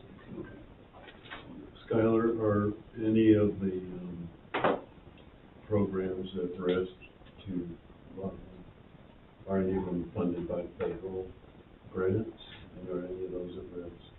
Yeah, we have had a couple of programs that we have contracts with Northwest Senior Disability Services to offer, and they've pulled back on those programs. However, the two programs that I'm thinking of, they weren't very popular. They haven't been popular for a little while, and I think they and us were both considering pulling back on those programs anyways. Other than that, we haven't had any impact, any financial impact because of the cuts that you've been hearing about. Special events, again, Chris highlighted the growth that they've had, but I'm really pleased to see that, and our turkey trot was certainly, at least for most of us, the highlight of the year, to have almost 500 participants running down Broadway on a beautiful, sunshiny Thanksgiving Day. It was pretty special, and coming from the place where we were 6 or 7 years ago, where we had around 24 participants, and it was also rainy. So we fixed the weather, and we've activated our community in a really powerful way. So. Well, Zoe is very competitive with herself. Yeah. Yep. True. Zoe's been amazing for that. Some other highlights that I just wanted to mention, we talked about the SRC quite a bit. We had a tenant in that space, and that's one area that you'll see in that budget, is we have very little projected revenue for rental of the building. Whereas the last two or maybe 3 budget cycles, we had an agreement with the tenants. We first had Northwest Regional ESD, and then we had Consejo Español, and right now we don't have a tenant. We've had some early conversations with potential tenant, but just don't have enough confidence in those negotiations to project revenue. So that's another area that is impacted by the budget. Broadway Field project, we talked about that. Last year, the next item on page 26, we took on a really great and amazing partnership with Seaside Kids, Incorporated, a local nonprofit that provides free sports for kids in our community, baseball, softball, volleyball, football, and we're providing a lot of administrative support for them. And I think that's going really well. It's something that we're really pleased to be a part of in supporting this entity that's helping kids be more active. 2 projects that we also completed last year were our crosswalk project and traffic impact analysis. Unfortunately, the crosswalk buttons are not working right now, which is very frustrating. But to get those installed and to have them up was definitely an accomplishment that we're really proud of, and something that was talked about for a long time, especially by one board chair. And then we were asked to do a traffic impact analysis, another condition that the city asked us to comply with in terms, as part of our occupancy process, was completing the traffic impact analysis to see if the new owners of the old middle school would have a negative impact on traffic flow and things like that. Yeah, I still want my plaque on the crosswalk, we budgeted that. yep, we did. For the safety concern, to have that there is a big deal. Yeah. It's huge, especially with the parking. Yeah.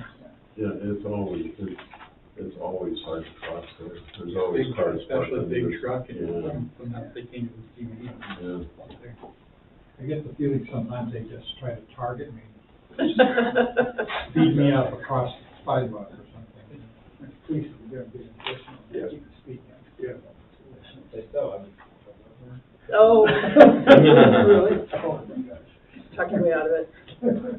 Another project that is underway, some components are completed, but we are improving our website and mass communication, and mass notification system. So this was a priority established by the board last year as a key goal for myself, for the staff. So if you pay attention to the district website in the next couple of months, you'll see a much improved and revamped website, and it will look a lot better on your mobile devices than our current one does. And then we're also have already completed the process of updating our mass communication system. Next page is kind of the budget explanation and basis. This is a narrative form, so if you're a numbers person, this probably isn't the format for you, but kind of talks through what the budget is looking like, and then goes through each of the budgets, providing some additional information that you may not be able to glean if you're just looking at numbers. I think for the purpose of our conversation, I'm not necessarily going to focus on it. I will just say, overall, this is a very, I think it's like a, talk about ground beef and fat percentage, it's extremely lean. This is like a 95.5 budget or even higher, less fat. Chris has worked really hard with the staff to trim as much as we could because we were recognizing we were going to be in kind of an unusual financial position. And while we have lots of things that we'd like to invest in or prioritize capital improvements and things like that, we're just not, this budget is not the one that we're able to do some of those things. Yeah. Or to be more accurate, we are investing, it's just all in that. Thanks. That's great. I appreciate that. It's hard for us. It's been hard to share this message, but hard to prepare for this meeting because this is something that we have worked really diligently to try to avoid and been really fiscally responsible, I think, for a number of years. And I think, when my grandpa used to say, when you pick up one end of the stick, you pick up the other, and we didn't know what the other end of the stick was going to look like until we were kind of laying out the numbers and realized, like, okay, this really isn't like, it's not because the finance manager here wasn't doing his job. I don't think it's because I wasn't doing my job. It's not because we were spending frivolously or we have crazy high things going on. It's just the result of taking on this big project and working really hard with the resources that we have to get that project off the ground and get it running and able to utilize that space for our community. For those that have not heard my story before, I grew up in Portland next to an old school that had been purchased by Park and Rec, Oklahoma County Park District, or Center. Portland Park. Yeah, Portland Park's Oklahoma Center.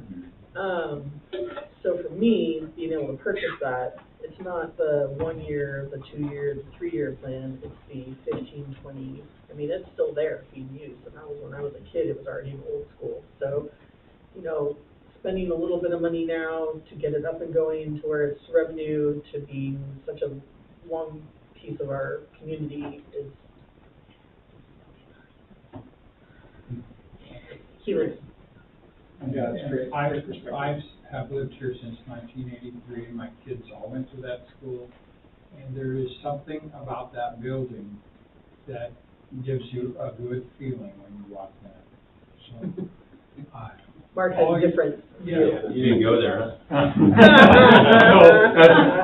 but I was called into the office a lot.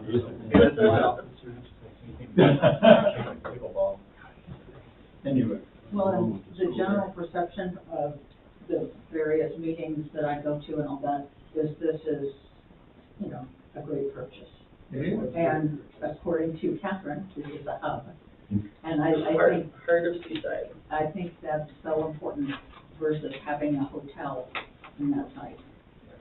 So I'm very grateful that we have done what we've done. But I do think though, it kind of like means the sooner we can get it like fully operational, the better. I would agree with that. This budget, this loan is just a continuation of this project. Yeah. Too many sidebars, and it's not you, it's, I can't hear everything all at once. Do you feel it's necessary to go through each of the departmental budgets? We've don't. addressed the budget issues that we're facing for the next year. I think if there's questions or if there's desire to dive further, or if the budget committee, given the information, I know that we didn't present, the need for a train loan to even our board before 5:15 today. So if there's a desire or an appetite or a want to, digest this over the next couple weeks, that's understandable. We want to provide as much information as we can, and if we can't answer your questions now, we'll take it back. And I think there has been some really good questions about how the loan works, the mechanism, the interest rate, the repayment options. There's an acquisition fee plus the interest rate. I have to say, the only way I've ever done a budget is going page by page. So I'm just not used to not considering not doing that. Done it both ways. I think the last 2 years, we had Darren overseeing the budget process, and he was willing to do that. Chris might be willing to do that. That's not something I'm excited about doing. I'm more of a narrative, wordy person. I try to craft a story that was honest and reflective of the experiences that we've had and the financial position of the district. Are there any line items that if we did go through, like assuming we did that as we did in some years past, on the 2 line, are there any line items that year over year have had like a shocking change? It's like, whoa, this thing went from 50% change, 50% change. Sure. I think I will draw your attention to the summary sheet because this is indicative of the fast-changing process that we had even today. Which page is that? 39, the first page of the budget. Okay.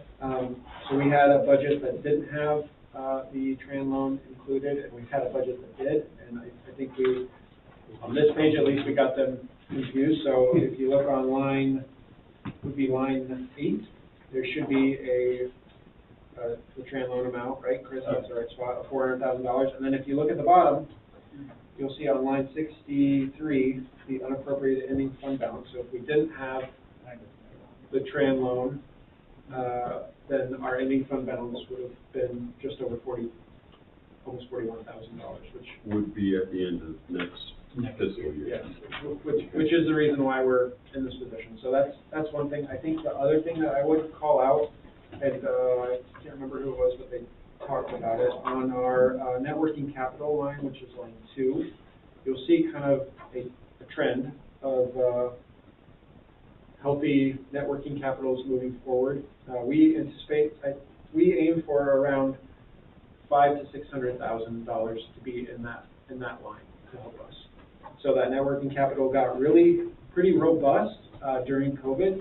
The reason being is we weren't offering as many services and we weren't employing as many people. Like everybody else around that time, especially, we weren't able to offer the services. So a lot of our staff were laid off or they were being paid through different means. We also had a ton of grant money, almost just money growing on trees that we could apply for to provide services and to get things back started. And so that's where that money, and you see our reserves, I think maybe it was Celeste now that I'm remembering, we're pretty healthy during that time, and now they've slowly, we've eaten into them over the course of the last few years with some of the projects that we've undertaken. Question on the timber tax. So I see the adopted budget much higher than the actual for last year, and then you're anticipating going down again? Yeah, because, there had been talks about timber tax dropping off. We didn't see it right away, and then this year we're starting to see it actually drop. So I didn't, So this I year's just, trending correctly. yeah, it's starting to kind of give that little drop down, and just really didn't want to overstate it. That's kind of also a way you help get into a tran loan when you're thinking, hey, I'm gonna make all this money, and all of a sudden you're like, I'm not making as much as I thought. So, when I look at this, I see that, and I'm looking at the page 39, I see that the revenue exceeds expenses, which is always good. But I see in this year's adopted column, we have 332,000 in ending fund balance, unappropriated ending fund balance on line 63. But then, if you go up to line 2 for this year, it's only 284. So it's projected, so we had to run all the numbers, because that's what we believed we were gonna, start with, and we did not end up finishing that. So this ending fund balance number is not gonna be 332, For- That was what we were guessing. That- yeah, 'cause we had- Right, that's what we adopted Right. last time. And so, yeah, we're looking at it more. Some of that. Which, being 50,000 off is, We won't actually know the numbers until we Yeah, get the audit exactly, report so that back. was, or no, well, this one we won't know until the end of this year. Yeah. How is that tran loan represented here? it's not, That's the one you had to write. It's a blank area. Yeah, it's not listed in You one don't of need these. it because it's in, and the only thing you pay is interest. That's the only effect on it. You don't have to show it coming in and going out? We do, You we do, didn't account for it on this budget. I think maybe you stepped to the bathroom, yeah, we had 2 budgets, one with House of Tran and one with, Yeah, sorry. I'm old. So if the trend is not adopted, when we, arrive at this time next year, we'll have $40,000, we'll have to issue the trend in June. Or we may not even have it.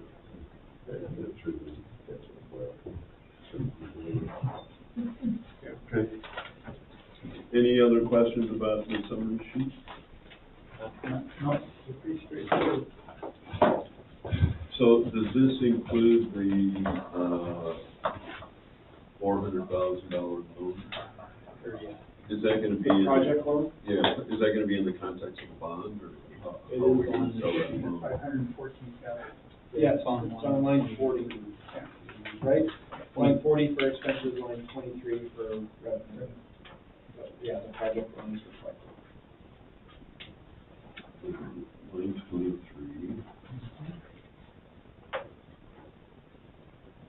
514, okay.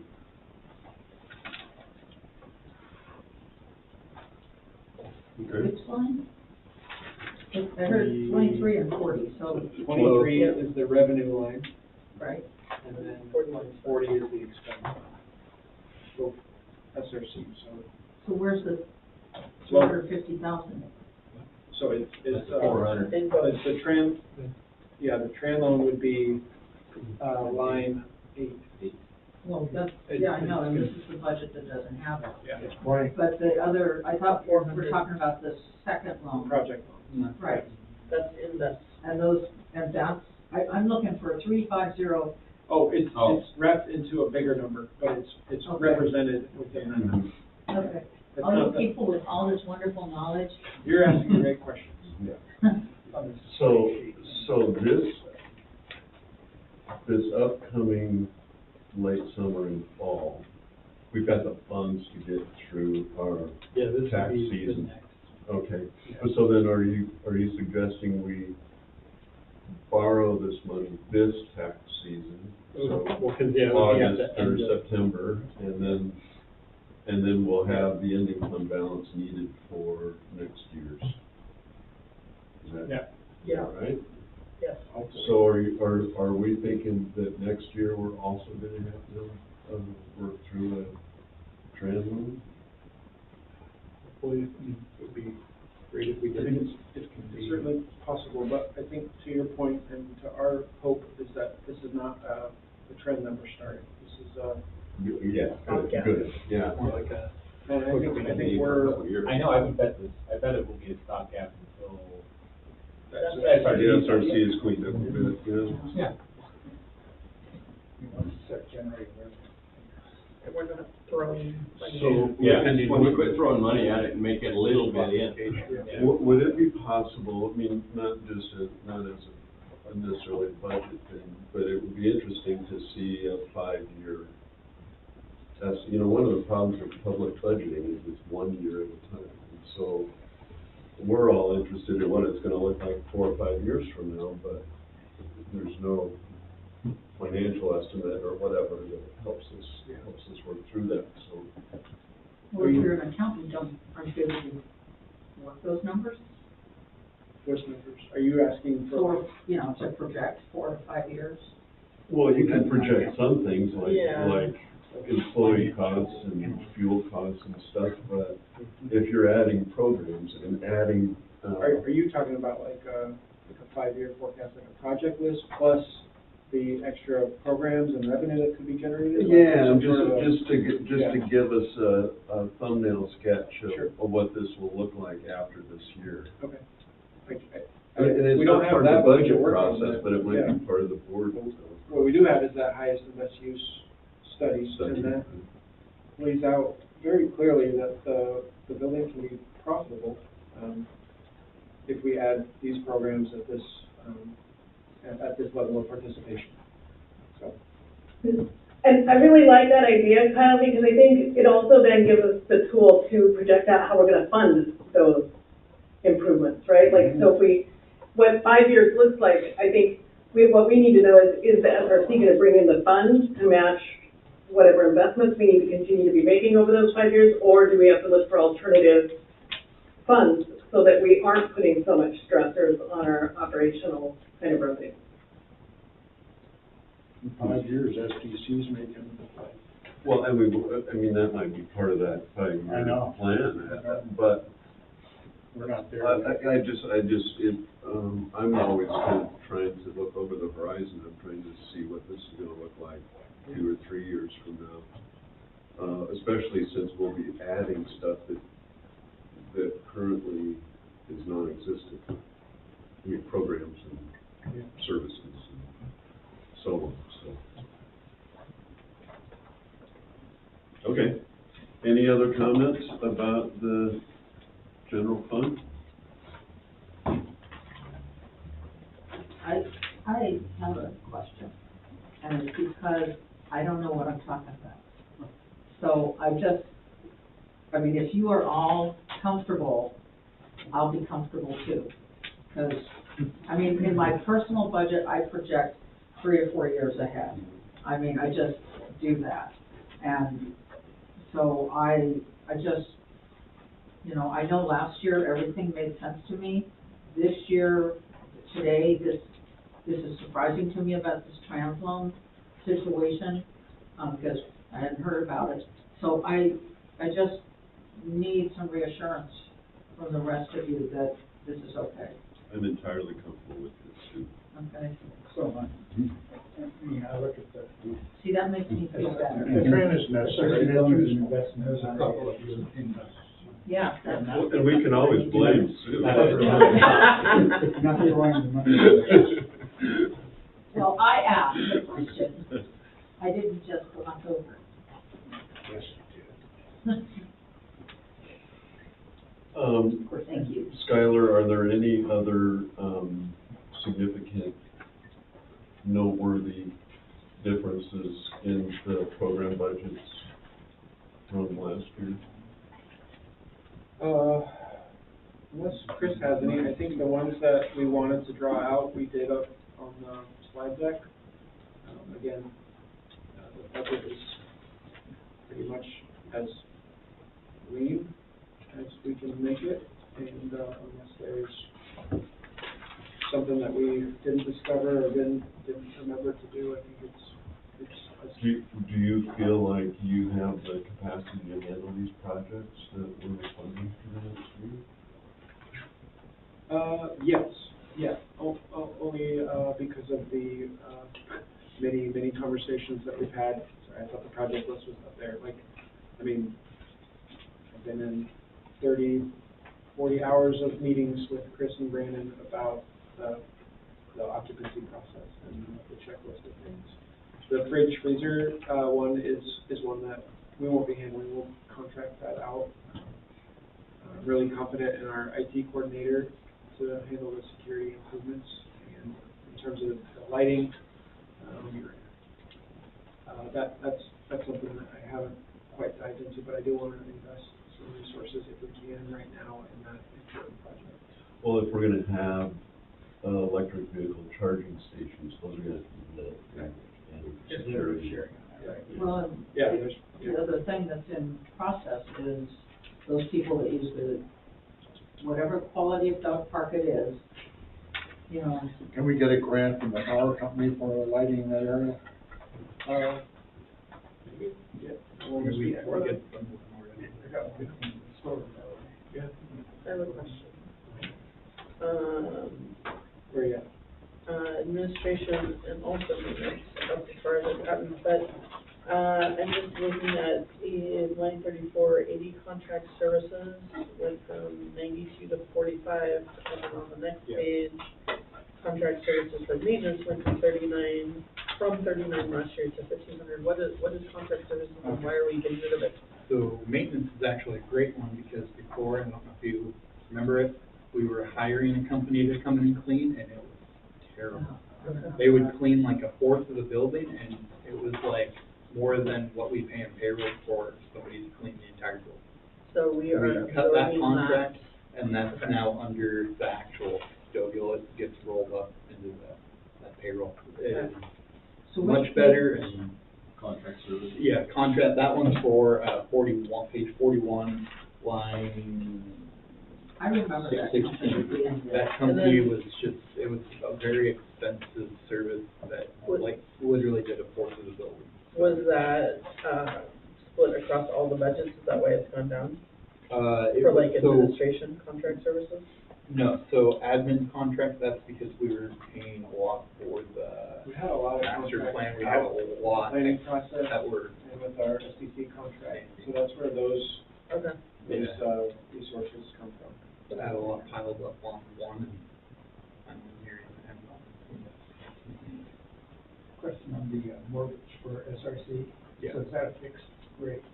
It does fluctuate every few years, and so I've got the, posted up on my wall so I can highlight which section we're in, but it does kind of go up and down just every couple of years. So that's like a 5-year, or 5 years, something? No, I mean, it is fixed, as in, like, we have the payments forecasted out for the entire 20 years. 20 years. But yeah, the payment, you will see it go up and down with the, every couple of years. Well, But there not- will be but not by much. an interest payment every 6 months and a principal payment. That's exactly Once it. a year. Once So a you year get 2 total. principal payments in one. No, what's, one interest, One one principal third. and 2 interests. there's, Yeah. but it's weird, it'll be up and down like 2,000 every. Is it a municipal bond? Okay. So what page is that? That's on page 49. 45? 49. And then, workers' comp, you get retro payments on those? We do, yeah. You get 3. Yeah, I think so. I mean, we pay a premium to have our workers' comp policies that we have, but it's expensive right now.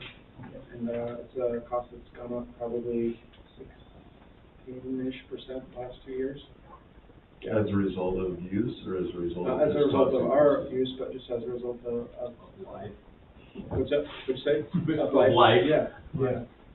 So when your costs go up, you're making a contribution to each employee's paycheck for workers' comp, right? No, it's a insurance policy. Right. Yeah. So, but it's Workers' based on, comp's it's based on hours Yes. and wages. On Yes. hours. So it's based on the paychecks, right? So the paycheck has gone up a little bit, so that would cause. That's true. price to Yeah, go up. sorry, I wasn't saying that. Same with Medicare, the other half is built into their, yeah. Okay, And retirement, everything. another question, page 44. Grants went down 30, are we just not, are we don't have any that we're going for, or?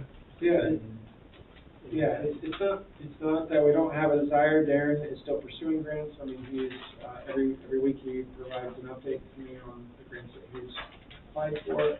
What we've found a little bit of, I don't know, almost like we've been stymied a little bit with, some of the larger grants that we were able to acquire previously just aren't there or aren't for us right now. I think in this particular program budget, we are finding a few of the funders have said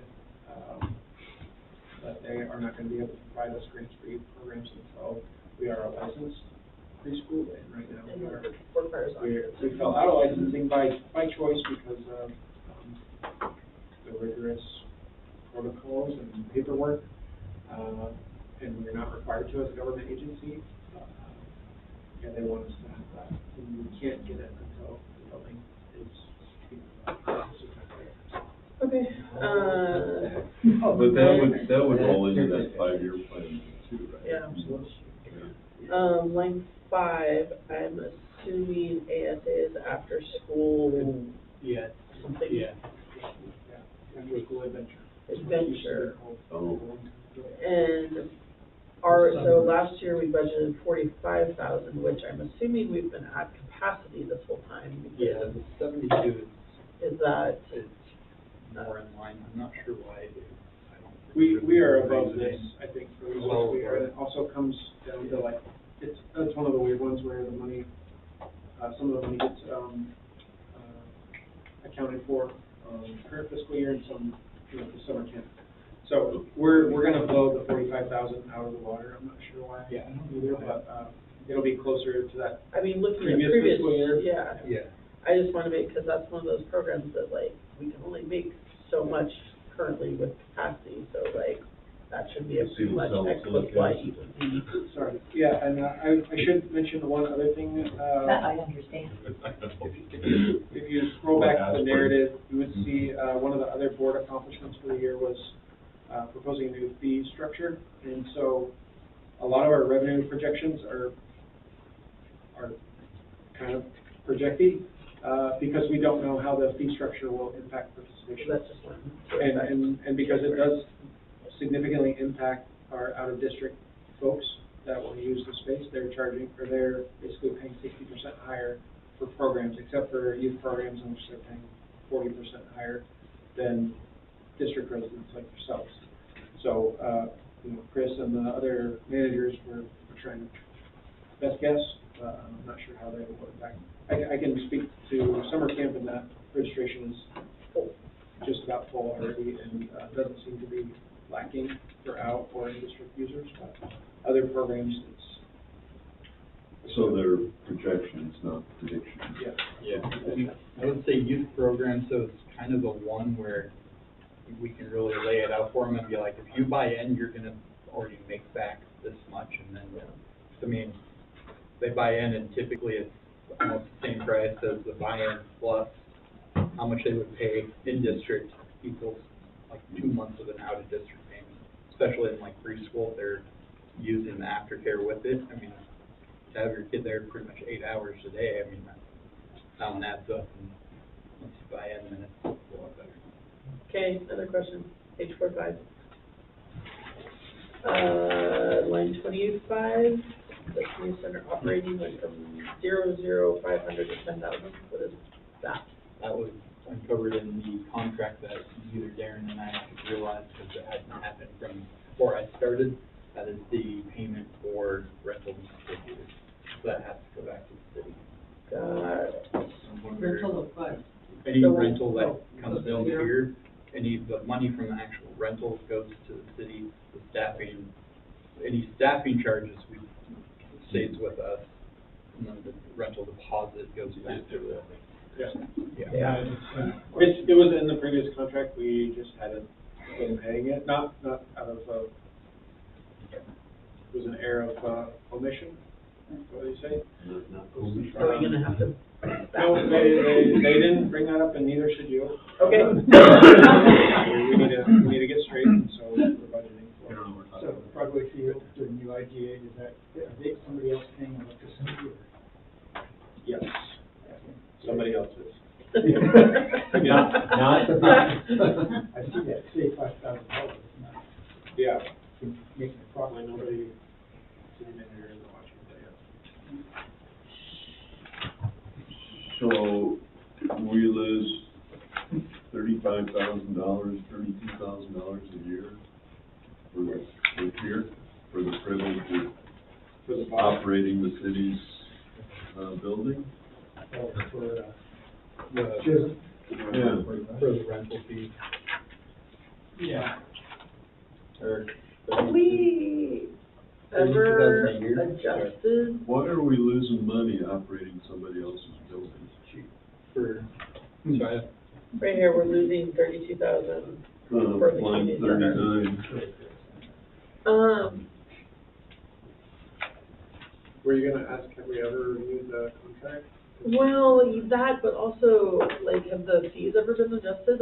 I mean, They have, yeah. I've been using them. They have to be, adopted by, The city council, yeah.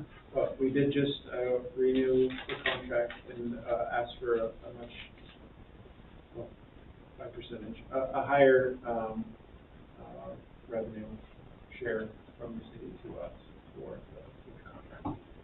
So we share some of that revenue for the rentals for Versus building now. that's rented out. So they provide us with, revenue for operating the building. And then when we have after-hours rental, we kick back those revenues to them minus our staffing costs. Okay. We also are able to keep the revenue from, Is that the contract, that's what they're paying us? mixed Yeah. in with, Northwest. Oh, okay. the nutrition coordinator. They set the revenues incoming and the fees.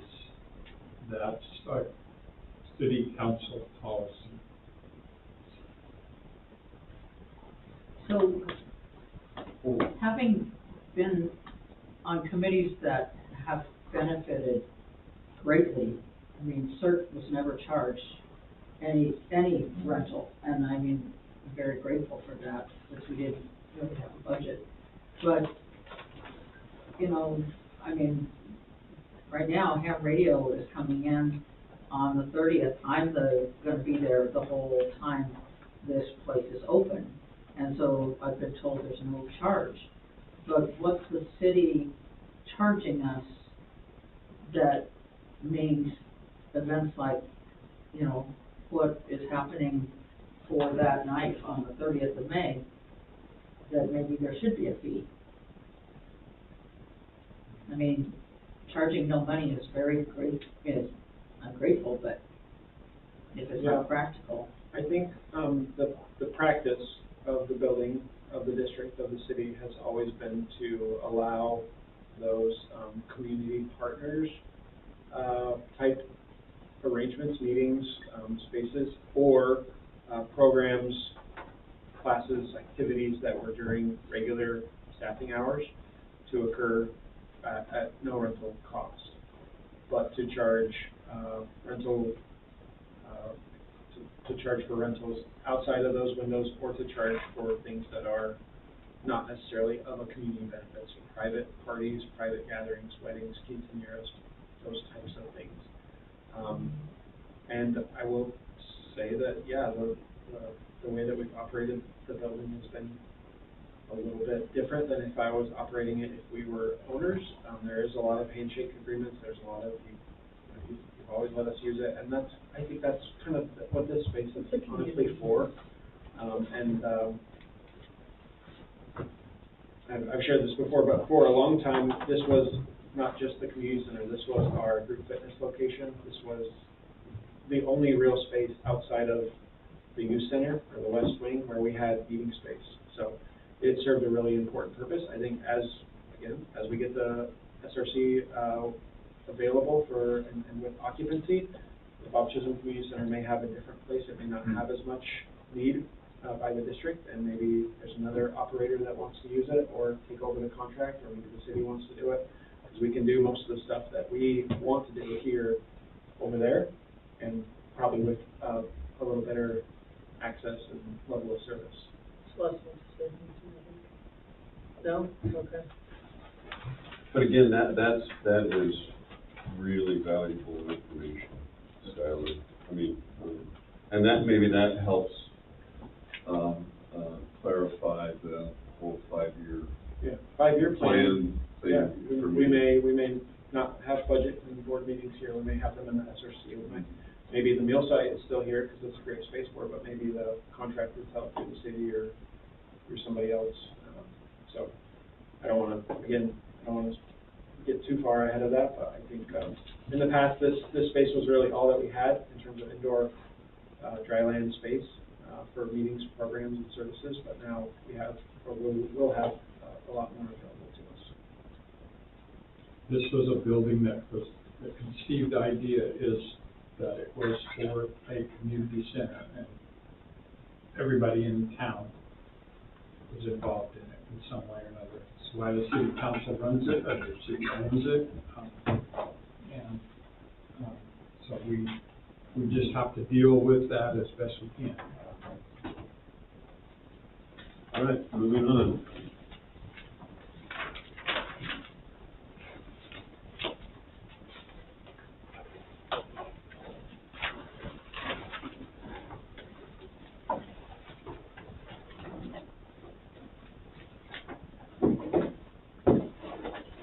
Skylar, is the foundation doing an event? I see we're going from 2,000 to 6,000. Yeah, so that was to satisfy your special events, right? Yeah. Line That one 42. is which page number? 46.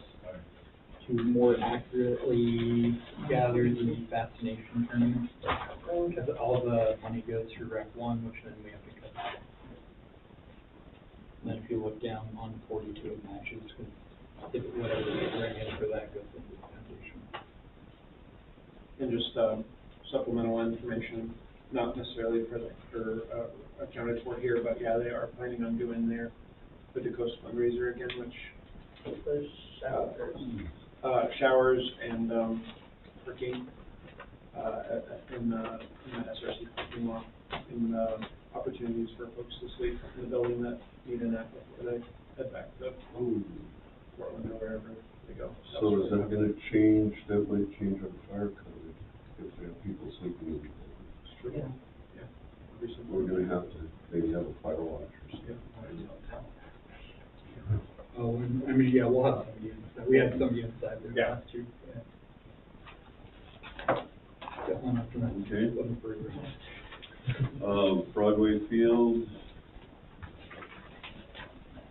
Cost was down.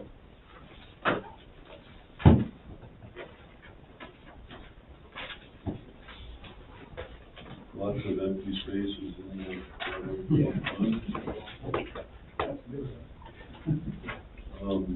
Yeah, so like next year, will there be a page for Broadway? Once it drops off, it is, Yeah, I went for 3 Yeah. years. yeah. When It's did same, it drop off? it'll be like 3 years until we don't have to put nothing in there. Page 49, is that the SRC? Yeah. Okay. So, why is there no, entry into line 3 on Broadway Field for, lighting? We paid for the lighting on Broadway Field, is that correct? Based on our IGA? That is not correct. Yeah, we budgeted and we have not kind of done. You don't have. So we pay for utilities? Are you on the field fund or the? 47. No, field fund, 47 line 30. I think you tackled that one a little bit ago. Yeah, like I said, we were just not gonna ask.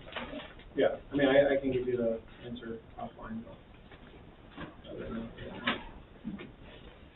Okay, moving on. Moving on. Did you get a question answered? No. I didn't hear an answer. Mike. We'll talk about it later. like, Okay. Does that have to do with the school district? no. No, not, Okay. no, the other partner in the IGA is, helping cover the lighting costs, Mike. The other partner in the previous IGA. The not the silent school partner. district. Which other partner is that? The city or the school districts. There's only 3 of them. School district, it's not the school. The city is okay for the They're lighting? gonna be silent. Yeah. I mean, they are. So, let's move on to page 49. I think the biggest changes in the budget are going to happen in SRC, right? So you were talking about the rental doesn't include the partner. It includes, some revenue from partner space. Excuse me, so we do have one renter, Seaside School District rents a room from us for the robotics team. I just did put that requisition today. Oh, good. So there's a little bit of program revenue, or revenue that we generate from that. We also generate revenue from some other renters, including, our relationship with PBL, and there's another nonprofit, Riptide, that rents space from us for youth basketball.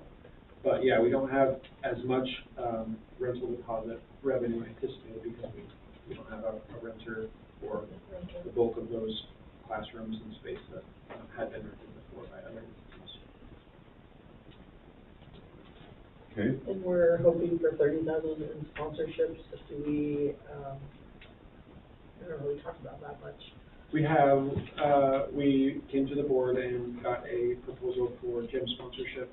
Oh, that's right. We haven't, been able to capture some of that potential sponsorship revenue, but I think there's opportunities there. I also think, and, this is actually Chris's idea, I think it's good, there's sponsorship revenue available for our youth programs wing also. I think there's potential sponsorship for, individual classrooms and for programs, and some opportunities there.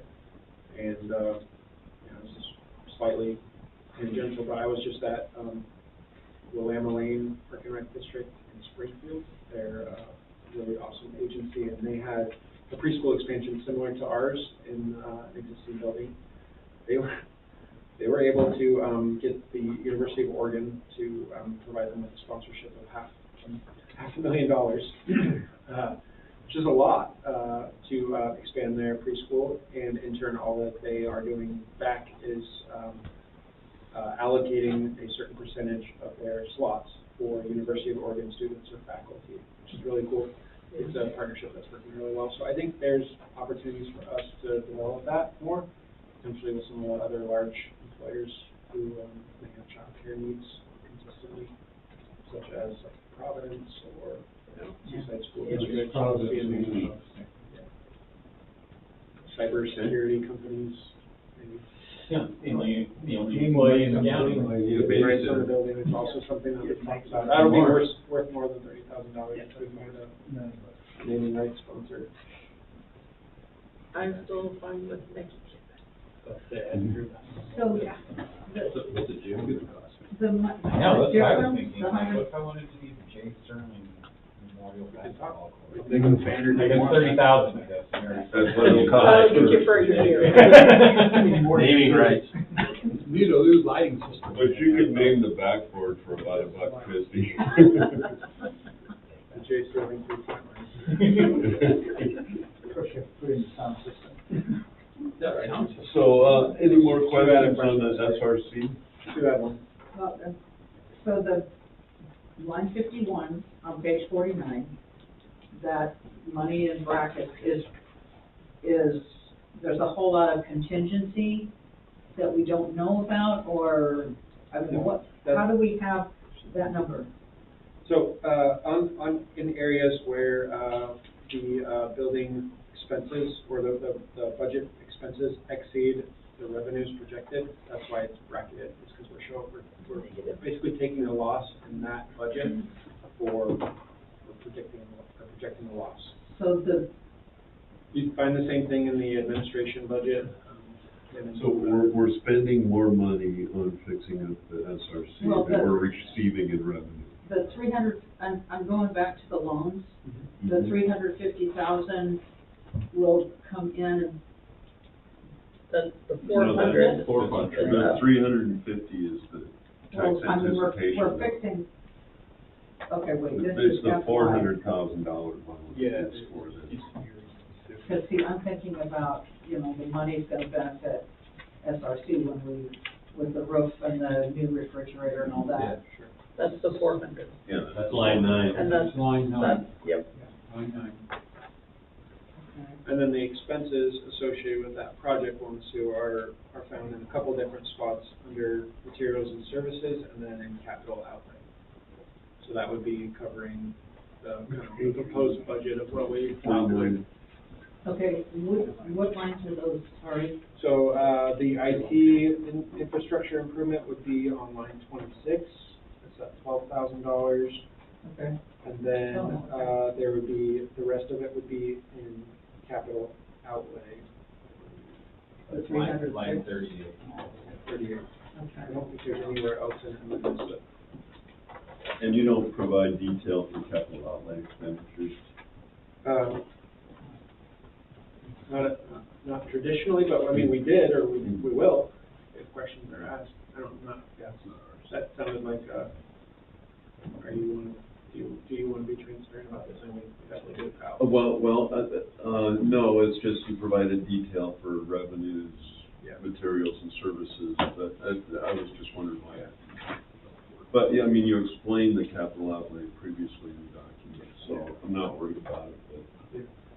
So this negative, or, well, the parentheses number, if it bears out a year from now, we're gonna be supplementing that with loans? The general fund money. Typically, it would be, Okay. like, because you gotta remember what doesn't show up in this is how much tax money is being subsidized into that. So some of the tax money is, that's why we give that, is to subsidize them. So you look at the cost recovery in the bottom, so like we're recovering 75% of that cost. So in theory, when everything's working right, 25% of our tax revenue and others would be helping subsidize that percentage. So that kind of makes sense. On each one, you're gonna kind of see that. It's just like, I think our youth programs would be so if you look at page 44, that cost recovery is a lot smaller than SRC, and we knew that when doing our 110% cost recovery. We knew that we have an issue with childcare and a lack of it, and we're more willing to put more tax money into making sure we have a safe place for kids than other areas right now.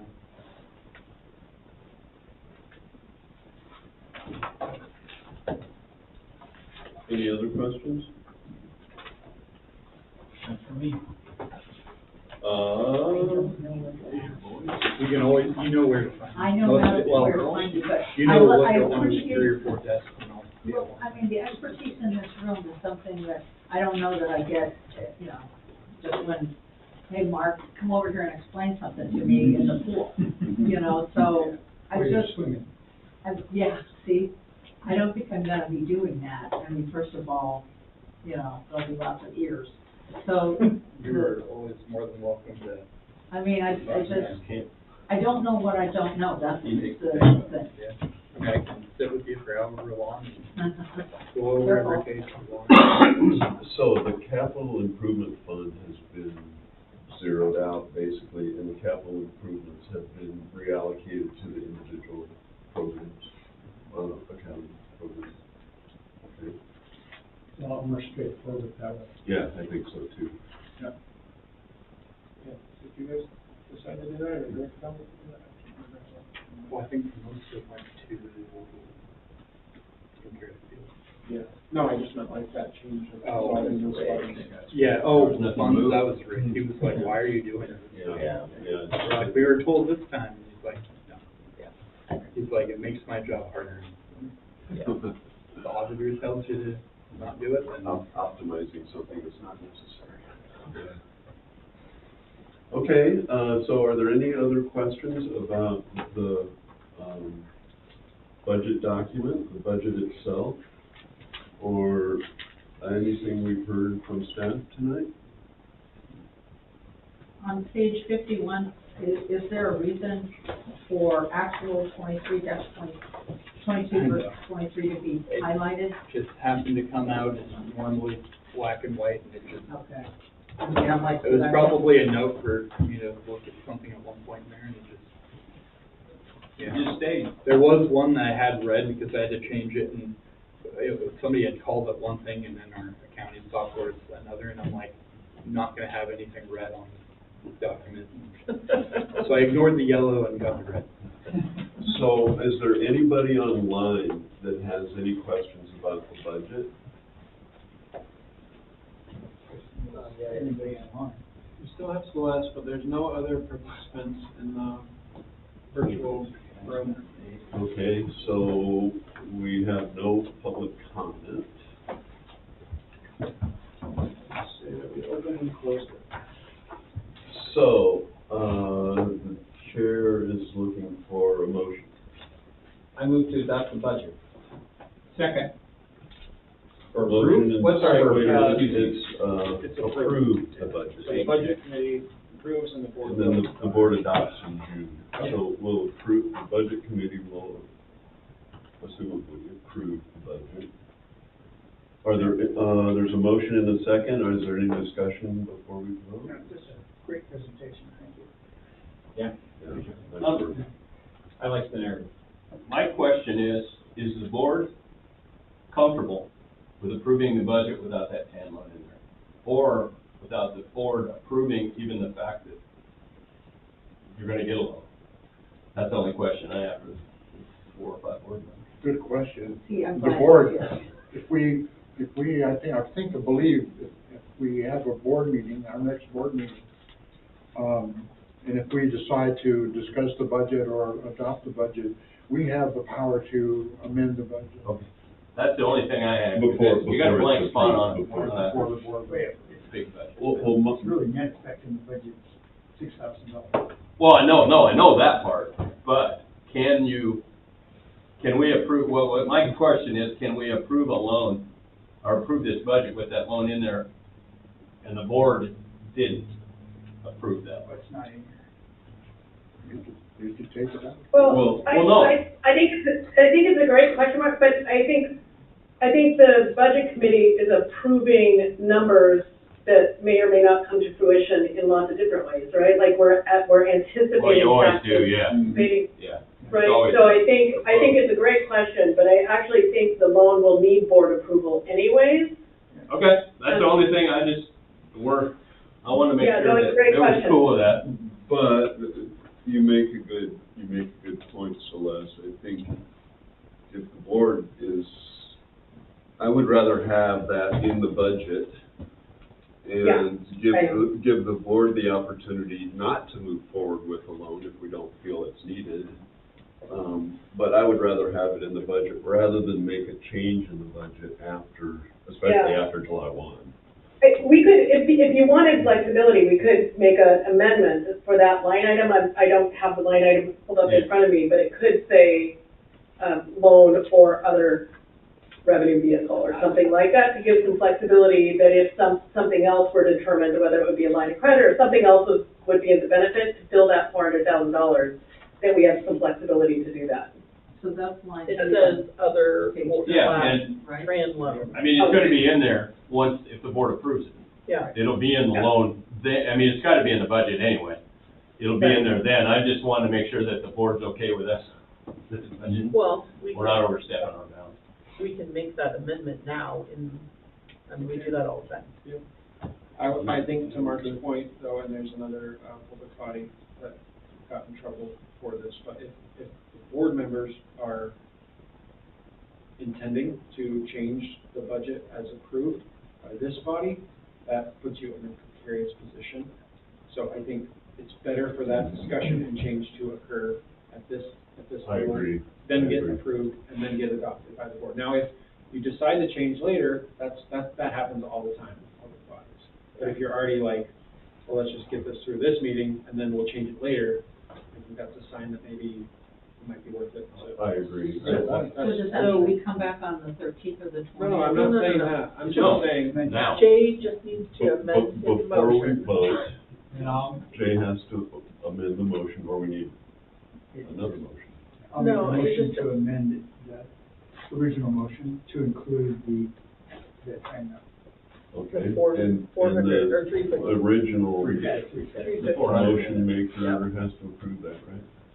He moved to amend. Yep. I do, I have no concerns. Okay, Modifying my motion, as Bill has so we need indicated. a second. And then we need a second for the amendment. I thought you were the attorney. I did the original, and I would most Tracy does second again. Oh, on Bill's motion. Yep. Okay, so we're good on our motions and seconds? so. Yeah. So the motion on the floor right now is to approve the budget as presented with the addition of the tax anticipation note. Is that right? Do I have that correct? Yep. Okay, all in favor, so signified. Aye. Aye. Any opposed? None opposed, motion carries. Thank you.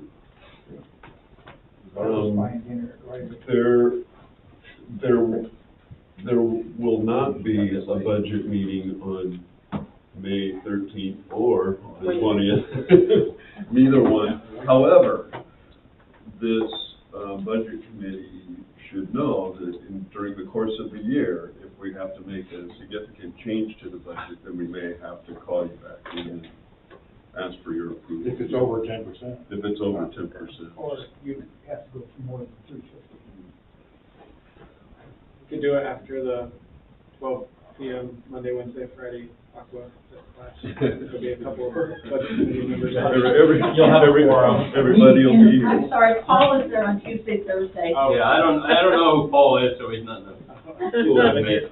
So, I would like to extend my, I would not like to extend, I extend my heartfelt, thanks to staff for putting this document together. I know how much the burden this is, and I appreciate it. And to the budget committee members, yours is an important role, and we appreciate your contribution, and thank you very much for helping us move through this process. Lovely to see you here. Yes. Are there any other comments, prior to adjourning this meeting? Okay, I'll entertain a motion to adjourn. So moved? Second, all in favor, say yeehaw. You gotta bang your Oh. gavel. It's the best part. Yeah, I was about to say, sure. I got to use it. It's hammer time. I still want one. Thanks, Thank you. guys. Yeah. Good luck tomorrow. 3.5 years ago.